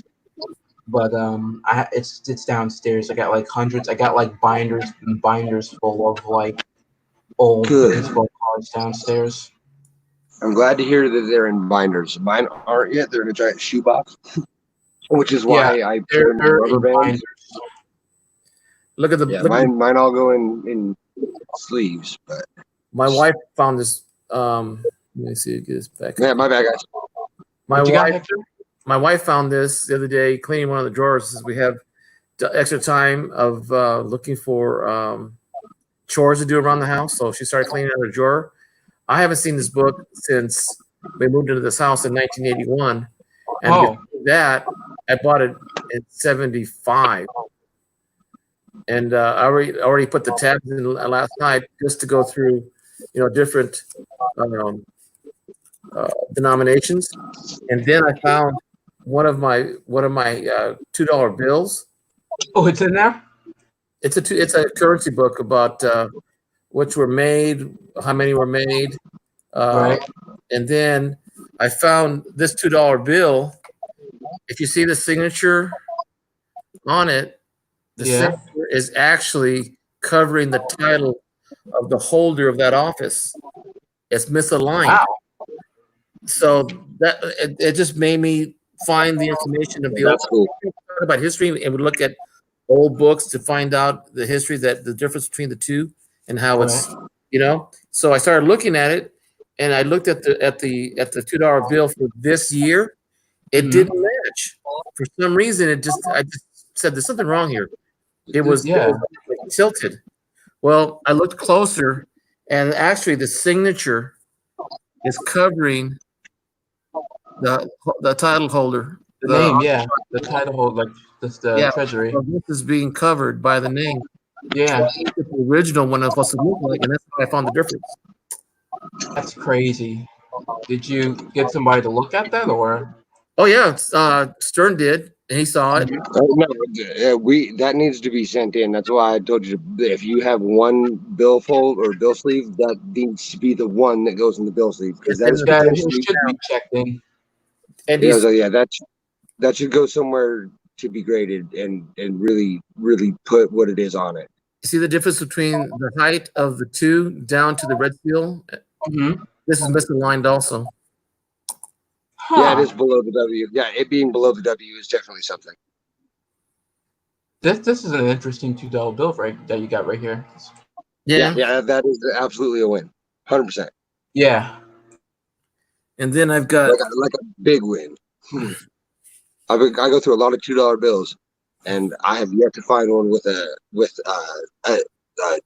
signature issue like you have. Yeah. start pulling out all my. I found a few with a floating seal, which is what I call those. But Oh, you call it for okay. yeah, with the seal because it's yeah. I don't know where I heard it. I think I heard it when I first started collecting them. But yeah, the signature being over the treasury like label completely, that is something I don't think I've ever even seen. Not even in a reference video. I think that is the first time I have seen that with my own ERS. You know what I'm saying?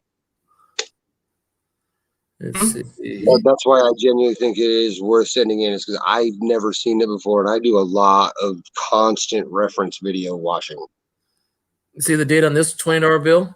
Yeah, it's a 1929. Yeah. Okay. So that is I think that's an educational note, which is why it has all the writing on it. I think that's what those are called. What I this? think. Yes, the bill he's showing right now Hmm. with all the extra Yep. writing. Okay. Okay, that is. I think that's an educational note. Okay. Because I'm actually learning about the bills. I don't know too much about them. Well, I could be wrong, but I think those have a certain name. If it's not Okay. what I originally thought, it is something specific because only for the very first few years or it's the first of something that they did that. I Okay. can't remember what it signifies the first of, but it is significant. That is a definite win on that one as well. I have seen videos on those. and these two were found in change. You found that in change? Yep. My mother-in-law found the Richmond one, and I found the 1934 one. Wow. And I pulled these out because when I found my wife found the book, I went back and started looking at my old stuff. That's how I found this $2 bill because I saw the original, what it's supposed to look like, and the first thing I noticed was the signature was covering the office name of And the office. that's where you got from change, that $2 bill, right? Yep, this is also from change. This is why I always look at my change people. I promote these as pointers. E.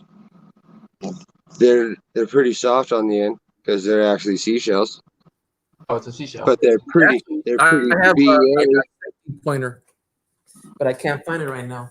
My wife said it was dangerous to leave it out, and I couldn't find it now. Pretty fancy. I have a bag full of these if anybody's interested, though, on a real note. I pulled them out for this exact reason. I keep them around for pointers.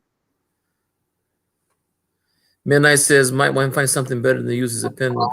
Yep, you're right.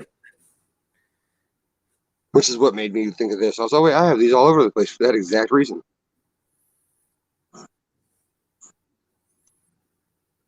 Although I broke the tip of my other one, though, and it made me super sad. Well, actually, the reason why I'm finding stuff is because someone very nice, he sent me a mega book, huge book, 1,502 pages long, and that's not counting the rest of the pages for reference. Oh, I lost two more people for okay. Where he sent me a mega red book on coins from colonial times, which is pretty in depth. When the first coins were used, how they were used, who bought them, how long they were in the English possession or English name, until the changes were made over the 150 years, 200 years before the revolution.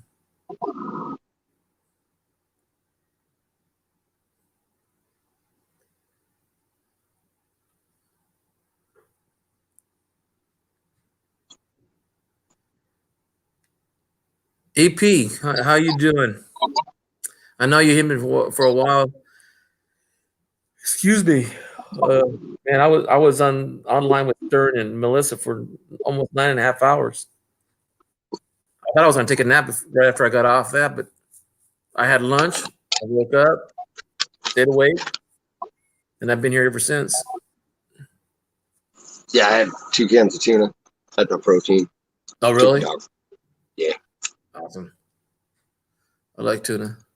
I don't like it like raw, but you know. I don't like canned or jarred. I don't like jarred tuna. No, because my family, my grandma and grandpa moved to Mexico and live a block from the beach, so they get tuna. They go catch that shit, and they obviously you food store that shit because it's a Right. huge ass fish. Oh man! As soon as any of my roommates or family members or anybody opens up one of them jars to make anything, I gotta leave the house. I gotta leave.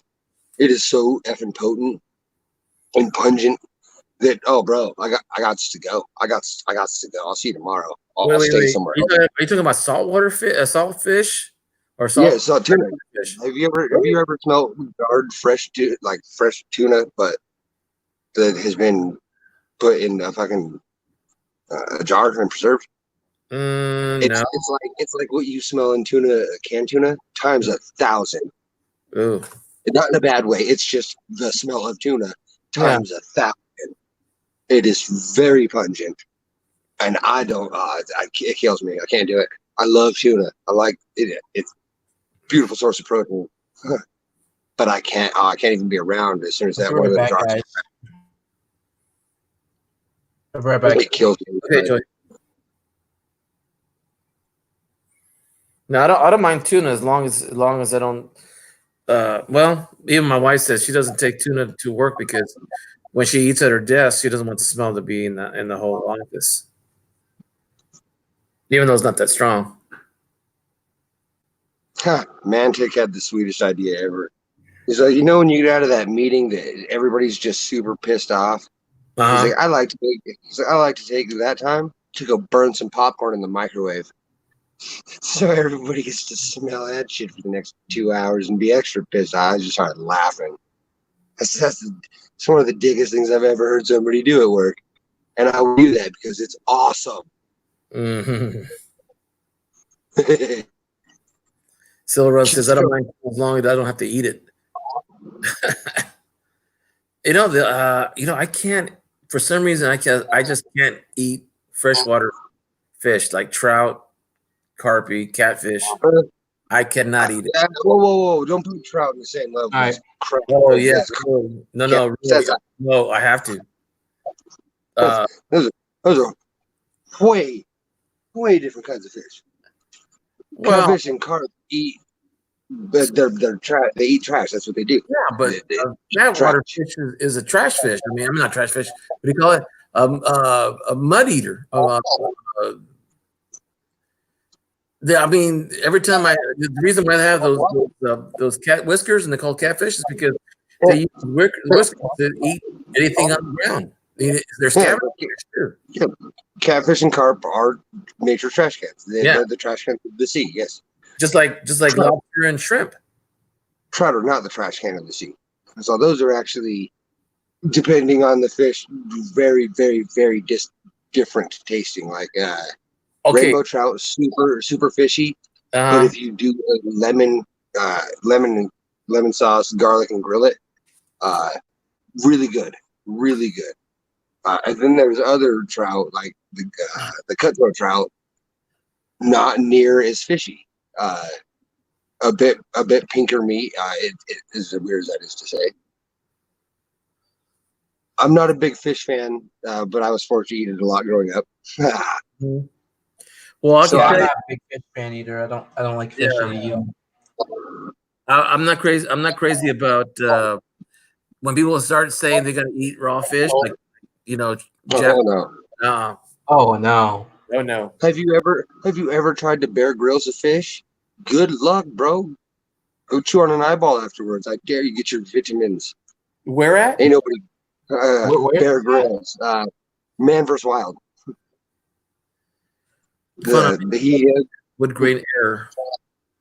He had the show Man vs. Wild where he would drop himself off in some remote ass place with a camera crew. Les Stroud was cooler because Les Stroud did that shit by himself. Les Stroud was Survivor Man. Have you ever tried Bassa fish? Huh? Bassa fish? I have maybe, but I have no idea. It's B-A-S-A, Bassa. I haven't sought out fish to eat in probably 15 years because, as I said, I was forced to growing up a lot, and I'm not the biggest fan. I eat tuna, but that's the only fish that I actually eat on a weekly basis. The only fish that I won't try yet, well, I shouldn't say, is lobster. It's not a fish; it's the crustacean. But I haven't tried lobster. My wife loves steak and lobster. Oh, it's amazing. Yeah, lobster's effing amazing. It doesn't taste good. I shouldn't taste it. I only tasted it once. I didn't like it. That ruined your experience. I don't let that ruin your experience. Lobster is absolutely amazing. You can get rock lobster and a prime rib. I prefer king crab legs. Give me a Long Island iced tea, a prime rib, and a rock lobster, and I will. Shit, I'll do things I don't even want to. Like, it'll turn me into delicious food.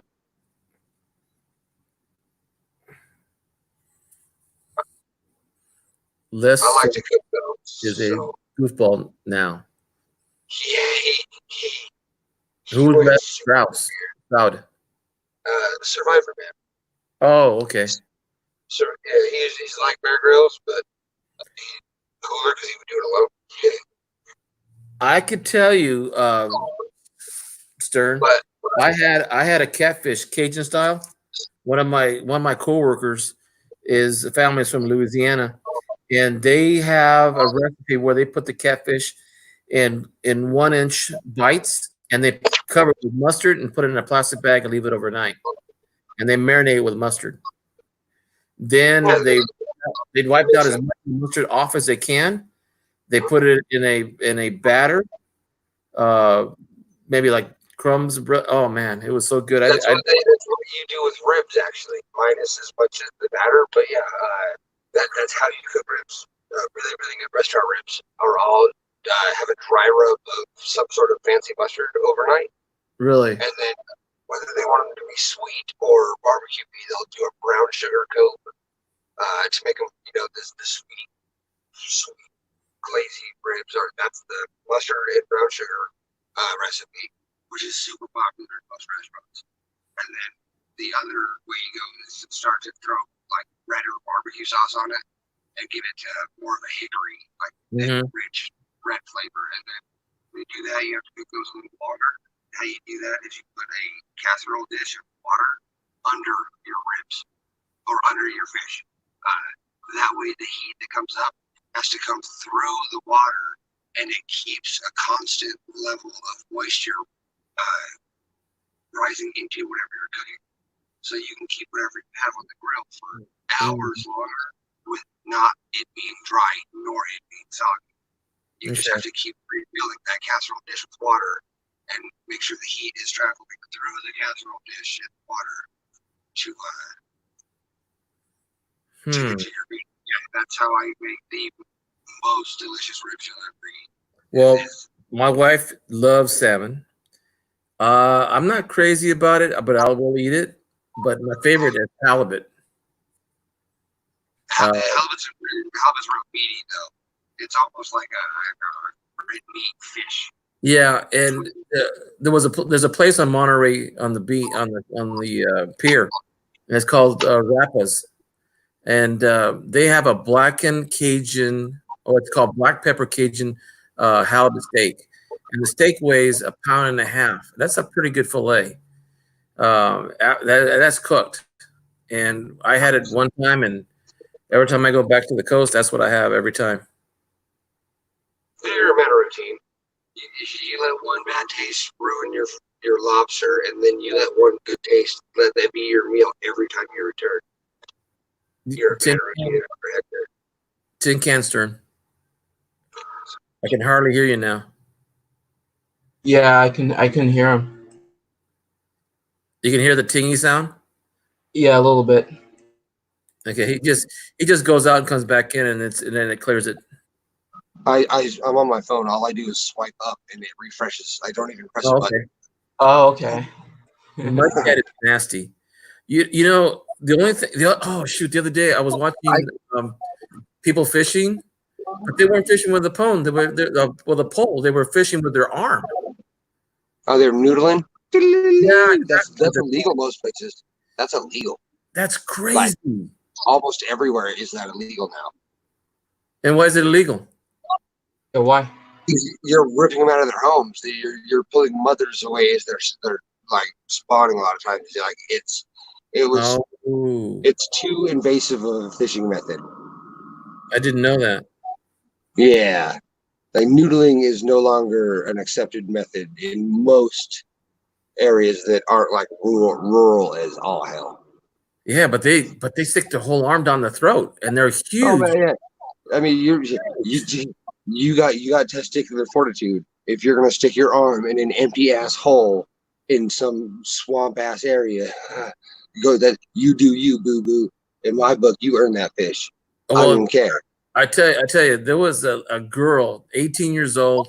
She must have been 5'2" and 100 pounds, soaking wet. And she comes up with a fish that was bigger than her. Oh yeah, no, yeah, it's nuts. people die noodling because there's 300 to 900 pound catfish. Who the F's to say you didn't put your hand in the wrong hole tonight, pal? And you got yourself it may only be a 150 pounder, but it's one with some fight in it, and it's not gonna let go of your arm. That sucks. You better have somebody there to grab your feet because your whole top half of your body's underwater at this point. Some of those catfish are 25 to 30 pounds. Oh no! Some of those catfish are 500 pounds. How much? Some of the 500. Some of the largest freshwater fish in the world are catfish. I think the largest freshwater fish in the world is either a sturgeon. Well, sturgeons might not be freshwater. Right. One of the top 3 is catfish. My dad used to tell me when they were building this dam up here north of, or no, I should say south of me, southeast of me. When they started building it, they said that they closed off the water, and that sometimes years later they had to go down to the bottom to, I don't know, some scuba divers have to go down at the bottom, and they said that somebody feels that there was a 6-foot catfish at the bottom of the dam. Absolutely possible. I caught a 38-inch, 37-pound carp at a pond that I could probably skip a rock across. That's not good. It took me. We were fishing for bass. It was a bass pond. It was a little baby bass pond. I caught it on 8-pound tests because I was fishing for bass. It took me an hour and 45 minutes to get that damn fish to stop coming all the way to the shore, whipping its tail, which was like gnarly huge, and then swimming to the other side of the pond. And then I would slowly bait it and reel it and ease it on in, and then shoot to the other side of the pond. And all my buddies were laughing. They're having to like feed me drinks because I can't put down the pole. Oh, it's nuts. Look at what Lincoln said. Lincoln said that the fish can spin around the arm and take it with almost off. Yeah, bro. Dang. I have seen what is it? Monster fish. One of those. He goes and he actually gets to see like an 800-pound catfish. He holds it and shit. It takes like an entire village to cull it out of the water they have it trapped in, but no, like legit. They're the size of small whales. Because that girl must have not been more than 100, like I said, 100 pounds, and she's sticking her arm, and the length of the whole arm is probably the biggest the fish was. Blue cat is one of the largest in America. It gets to roughly 100 pounds, and the record is at 143 pounds. Yeah, and that's for America, I believe. That's crazy. Like the ones that are Eastern, yeah, nuts. Like holy cow, massive. 600-pound cats are in places like China and or Europe. Yeah, 600-pound catfish. On Discovery Channel called Monster Fishing. Yeah, monster fish. Yeah, I mean, it's a lot of hype, but he catches some cool stuff sometimes. Like the alligator gar, it was a cool series. God, that's an evil dinosaur. I want to catch a dinosaur. Well, the ones that I was looking at was the ones in Vietnam. They were crazy sized fish. Oh yeah. Yeah, the Mekong Delta in Vietnam.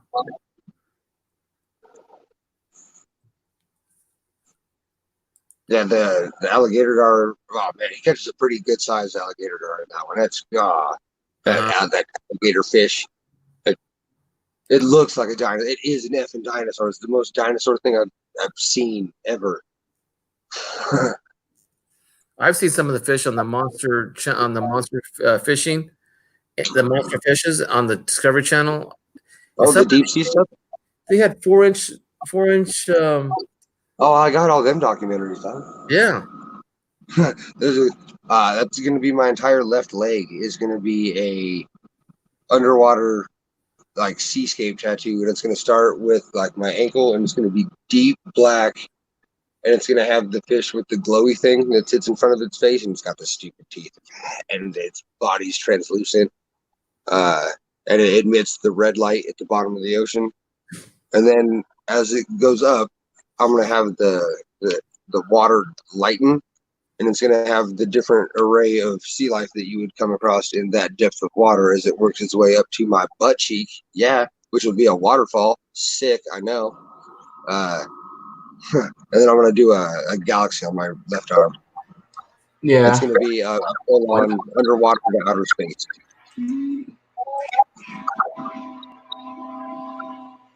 Because that's hard. I want to catch a peacock bass. Really, really bad.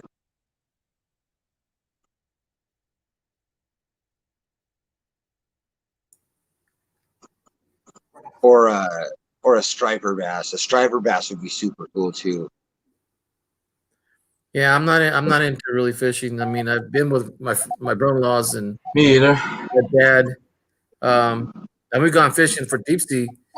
You know, we've gone a few times to freshwater, but not really into fishing.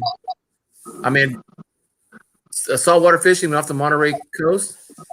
I mean, you drop 12 hooks, goes to the bottom 300 feet. You go out 6 or 7 or 8 miles out inside the. Sometimes we go out 30, depending on where the fish are, and you get sick out there, and you come back in, and you'll have 40 pounds of fillets by the time you get home. See, and you don't even have to do anything. See, that's not fishing. That's just catching fish. Yep. So when we go out to Mexico, we do dorado fishing. We'll catch dorado or dolphin. Dolphin is they're called out there, which is not actually called. Yep. Dude, those things are cool. Like, I don't personally like to eat those. I don't even like killing those ones because they're turquoise and beautiful as fuck. Like, I use that customer purposefully because those things are gorgeous. Bright yellow spikes on their fins, and they're like turquoise and blue and look like little darts. It's like too beautiful. You think those are pretty? You got to see the ones in Hawaii. We went snorkel fishing, and I didn't that way, but we went snorkeling with them, and we're a mile off the shore, and we're at Kama'a Bay.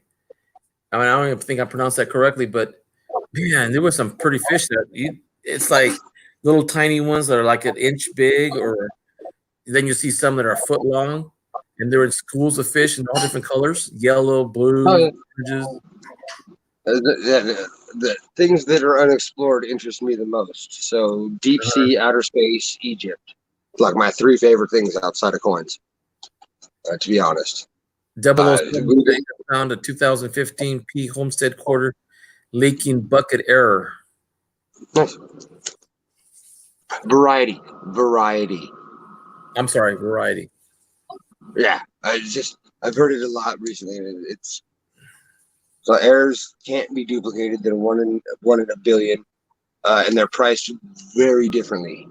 Is why I think it's important to know variety versus error. Variety can be duplicated to a T. I mean, marks in the die or marks in the coin from the die, everything. It will match precisely.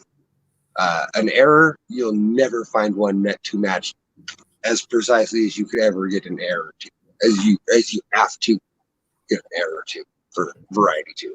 Mm-hmm. Varieties have to match. Errors, you'll never get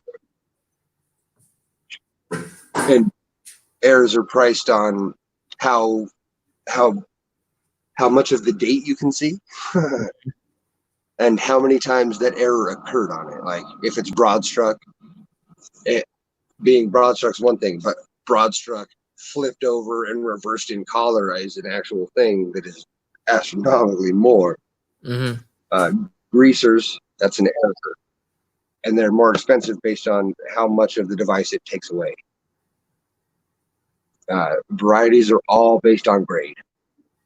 There is a set deadline on what that variety should cost based on grade, and the only thing that really changes that much is toning, because toning is all eye appeal, which is valued based on the buyer and seller only. Nobody can put a real price on a toned coin, which is why a lot of collectors hate them. because they're not. You can't put a fine line on what it should cost at a certain grade when it has toning. Well, I was talking to EP and one of his buddies and John Argent. I can't remember the three that were on all at one time. I think it was night before, and he was talking to them each other while I was listening and cleaning my stuff off here, and both of them are doing $50 bags of coins. And Yeah, for me, yeah. was it? Were you there too? Oh yeah, I normally alert to whoever's live at night Yeah. because I don't sleep. Yeah, and the funny thing is that oh my gosh, he was saying oh another one and another one and this or that, and I'm going. I guess there are certain parts of the United States where the money is congregating that we're looking for in the West Coast because I don't find that many over here. The things they were saying. A lot of stuff is found in Ohio for some reason. Mhm. Like Cedar Rapids is where they found an entire box of no mint mark dimes. Oh my god! Like an entire box of no P dimes or something. It was one of the varieties. Yeah, the entire box made it into mintage and hit one town. Like every coin that has been graded is graded from this one place, and they pinpointed it down to an amusement park. The amusement park is the place that received the box, and everybody who went there received the no P mint mark dime for like nobody knows how long. Oh, go ahead, Troy. No, no, oh, just nothing. I was just listening. Well, I was watching a documentary on $2 bills and how it shaped the United States and how it affected history. And this guy who Did you learn about the $2 bills, and these $2 bills went to the moon, and You went to the moon? it went to the moon. Yeah, they sent coins to the moon too. There's 4 gold Sacagaweas that went to the moon Yeah, as well. Wow. one of the $2 bills was given a 6-figure price because it was taken 3 times to the moon and back. That's when you're paying for a story, not a thing. You're paying Right. for a story at that point. Pretty much, yeah. Wow, that's I actually did not know that. And then there were Yep. some of the $2 bills were actually signed by the 3 crew. Usually there's 3-man crew, the Apollo series. And depending, like the Apollo 11, if you can get one of those, you're looking at money. Wow, that's crazy. I actually did not know that. There's silver bars and gold bars that were faked, but were faked so eccentrically for the story. Like the things that they were portrayed to be, like were so eccentric and so like the story behind them was so out of this world. That they would sell these things for astronomical premiums, and they got caught. And Wow. because they got caught and the stories behind it, that now holds such a good story that those being known as fakes is such a good story that carries an even larger premium than they did originally. Because the story of the story. Like it's like any antique item that you buy. It's what they call provenance. Whatever that is to someone else is a person's history. If you can link it to a letter, link it to a photograph, or if you can link it to a photograph and the letter and the item, then it's worth more. Yeah, that's the pedigree. That's the history of who it's been with and where it's been. Yeah, that's the pedigree of the item. Yeah. Crazy. That's I why actually Ken didn't was know this, so I'm learning. when you hear Ken Peavy talk about the 64 SMS set Kennedys, he says, what is the first thing you look for? You look for a fucking pedigree. Because unless you can see a list of where it's been, it's probably not going to be one because there was 12 of them in existence. And all 12 have a track record that you can follow back for years upon years upon years. Wow. And yeah. I actually did not know that, actually. Wow, actually. believe they did that. Wow. I And learned did you know something that today. they used to tear the ends of their $2 bills, the corners off, Yeah. because there's a few reasons. One, they were afraid that they would give it to whoever they were buying stuff for and mistaking it for a one. Mm-hmm. That's one of it. Mm-hmm. And then it became superstition because they did it in hopes of not shortchanging themselves.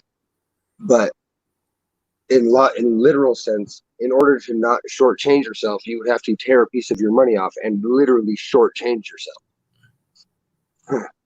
Then there was a way of, because in those days, and even to this day, there's not a $2 slot. There's a $1 slot, $5 slot, $2 slot, your $20 slot. But now that's been taken over by change, and then all the 20s and hundreds are put underneath the till as a count.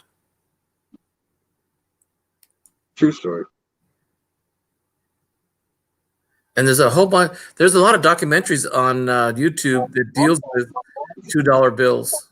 Yeah, there's a channel called the $2 bill guy. Yeah, there's a $2 bill. documentary just on $2 bills. Yeah, exactly. Yeah. I have to go watch it later then. Yeah, it's how I learn about all of that stuff. And then the funny back is not only minted for 1 year; it is minted for 2, but they are not consecutive years. So you have the 24, I think, if I'm correct, and then you also have another year. I want to say 34, to be honest, where they either brought it back as a 10-year like commemorative or That was some odd 63. No, 57. negative Ghost Rider. The funny back only happened early on in the series. One is 24, this I'm sure, and one is right before the Godless Notes, which I think is 35. Right? Is the Godless Notes? Okay. Well, I think I've 1935 series A through G doesn't have "In God We Trust" on the back. Am I correct? I think so. right. Okay, so in 34 they did a funny back. They brought it back for a year, and I know this because I actually have personally owned both. I think they stopped at 63 and we brought it back in. The funny back isn't necessarily this. The funny back is the $2 bill. They stopped for a while.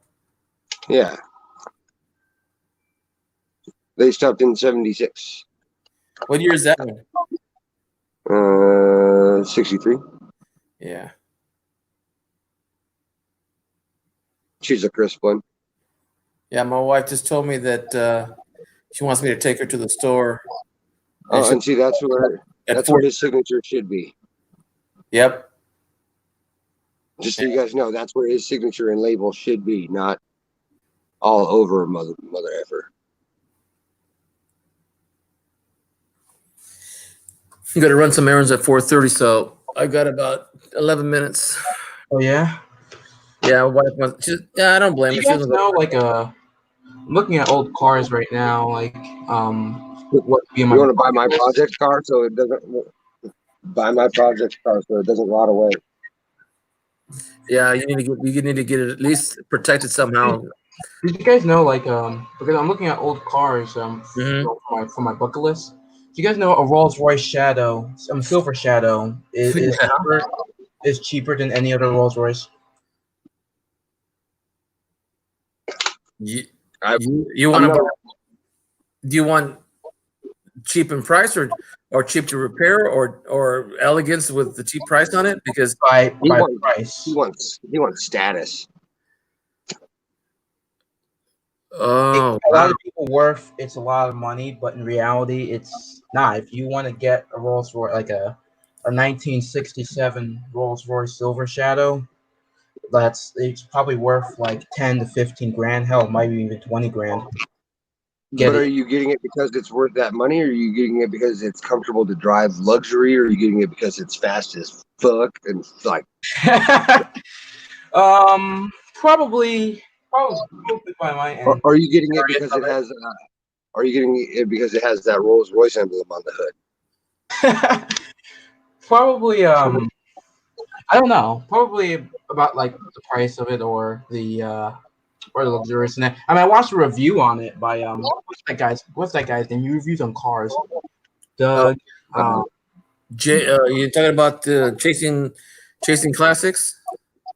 No, hold on. It was one guy I watched on like his name is Doug. His first name is Doug. I watched his channel, and he talked about a 72 Silver Shadow, and he said that it's luxurious to drive, but he said like if you can buy that car for like even for your first car, even, like seriously, that's not how much it doesn't really worth it much. It's really cheaper, and you can. But he said it does feel great. It's not too fast. It's not too slow. It's just My first real car was a 280 ZX Turbo. wow. Datsun. Yeah, good old fucking That's little yeah. Yeah. T-top. Yep. Oh, the turbo still worked. It would pin you to the seat. You could do the $100 bill challenge, where you could put a $100 bill on your dashboard, and if they could touch it, they could have it, and you could pin a mofo to the back of that seat for at least all the way into third gear. Midnight Silver Run. Yeah, I have my friend has a Datsun too. I used Oh, that was such a fun car. Such a fun car. Yeah. And anytime it rains, you can just drift everywhere. Well, the car was so light compared to the Oh engine. yeah, oh yeah. Oh yeah, definitely. See, my first car was a 1973 240Z, and it had a 23 engine in it, but I put a 5-speed in it instead of the regular 4. I had it for 5 years, and then in 2000, let's see, in 1976, the year after, the 2 years afterwards, they started putting 5-speeds in automatics. Well, I didn't like an automatic, so I put a 5-speed, and it made a big difference on the engine. Oh my gosh! I had a straight 6 5-speed. Yeah. A straight 6-cylinder boss, like impossible to blow out engine because those things were thick as nails. And it was the straight inline 6. You know what I would say? Maybe change your mind a little bit, but the repairs on Bentleys are so astronomical for the repairs and for the labor. I'd go for like a 69 GTO, Or a Smoky and Bandit Trans Am, because I got one of those you can totally buy. 77, 78 Trans Am that went up in value. You see, Mercedes-Benz and BMWs and Audis and all those cars, luxury cars, are supposed to be, they depreciate in value, and the parts are still expensive. Right. My uncle used to have a BMW. When I was a kid. I'll take a Nissan GSX all day, or Nissan GTR right now all day. Oh shoot, I'll take that car is insane. 68. The computer in that car is smarter than A my entire 71 CUDA, a 70 CUDA, a Dodge Challenger. I would take the GTR still. The GTR right now it took away my. I would normally pick the old car over the new car. Yes, hands down almost every time. But That's this GTR, the new Nissan GTRs are absolutely ridiculous. The computers in them are insane. It has ERS, which is an energy recovery system, where it dumps the kinetic energy that it makes while braking into the 3 most tractioned tires as it comes out of turns.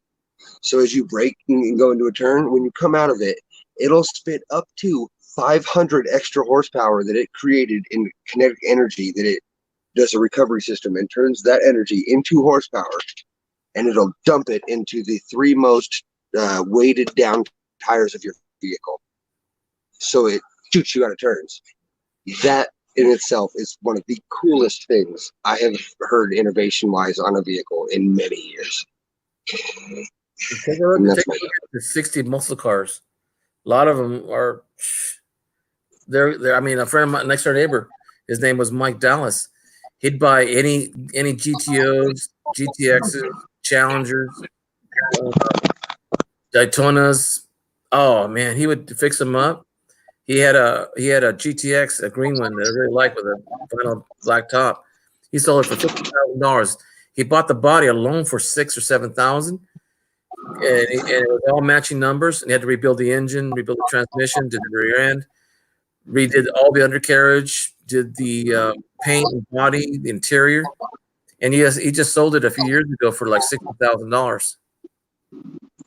Oh yeah, my longtime ex, like we dated 5 years. Her uncle raced in the Colorado Grand and like wrote a whole bunch of stuff on it, did the pictures. That was where they would race the old like 50s Aston Martins and Howards and shit, like off-road cross country, which is one of the coolest things. If you look up the Colorado Grand race, you'll enjoy that, the whole little bit of history. But he owned a Shelby. He had an actual Shelby. Oh, Shelby's And when Shelby died, he got a call like 3 days later, and some dude had heard that he had one, and he called him and he's like, "I will give you $625,000 for your car right now." And he had only paid it. He said he paid under $400,000 for it. So he's like, "All right, put another $3 and I'll mail it to you." And he literally mailed the dude the Shelby like 3 days after he died. The story in itself blew my mind. He was like, "Yeah, I'll mail it to you." But he let me drive his 2014 hard shell Ferrari with the slap shift and all the sweet sensors and whatnot in 2014. He thought we're all brand spanking new off the line and let me play with it. It was the coolest day of my life. It was the coolest day of my life. I almost peed a little. Hey, Troy, do you ever see the movie John Wick 2? The car he's driving? I won't say The Bullet by Steve McQueen, because you probably know who that is. But yeah. if you saw the movie John Wick 2, the car that he got his car stolen, that's a 69 Mustang. That's a very valuable car. I'll never lose. And it's common Ford parts. And you can still get those for parts. Yeah, definitely. Yeah. You could definitely, you know. I have a friend that like live a couple blocks from me. He collects old Mercedes Benz cars. Speaking of classic cars, he has one from, I think his oldest one was like 1957 or 58, and so like he has a couple of present day Mercedes. I'm with Lincoln on this one. A lot of them. I'm with Lincoln all day on this whole flip versus flip. So I have these ones guardhouse. No, these ones are safeguards. So okay, I have the guardhouse, which are the ones with a really thick seam. I have the safeguard, which is the ones that the grading companies make you send stuff in, which are the extra large ones right here. Both sizes. And I have my card bed, which I have both sizes, the 2 and the 1.5s. All the coins in, well, these especially stay the best.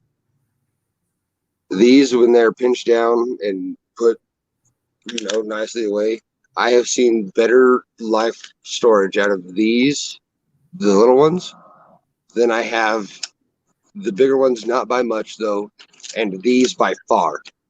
Because unless you pinch them in a book, which I'm sure a lot of you do, it still lets all of the air in, and it gives them such awkward toning. It's all based on your living at that point. It's more based on your storage room and less on what you have it in when you have them in these, unless it's really pinched down in an extra folder somewhere. Well, even this one right here. This one right here, I put that in the newer ones that I got from Coin Hunter, and it's white on the inside instead of the plain brown, but they sealed over the coin and stretches into the space provided, and then when it does, it's like it seals it up even better. Yeah, if you leave the plastic ones in, say, one of these boxes, and you don't really keep a really good handle on your humidity level, you can come back to a really bad day. Yeah. if you have these in the box. These in the box much safer. You just have to worry about your staples being flattened. Please flatten your staples. Hey guys, I still advise the paper or the pages. the cardboard 2x2. Hey guys, I gotta take my wife to run some errands, and I have to close this down. Okay. And I'll be back later, and probably before, maybe around 7 I'll be back. But I gotta run the store, get some gas, get a full tank. You know, I haven't filled my tank in a month, so that's good in a way, I guess. But Yeah, probably. yeah, no problem, man. Do what you gotta do. Yeah, my wife's been waiting for me all day, and she made enchiladas and got it ready done. And so we're gonna do errands, go get gas, and then come back. And Okay. then night. I'll see you later, Hector. All right, Stern, I'll talk to you later. Everybody in chat, thank you. I'll talk to you soon. Look for me if I'm on. If you're on, I'll come look for you guys. Lincoln, Midnight, Mickey, Stern. I'll talk to everybody later. Thank you.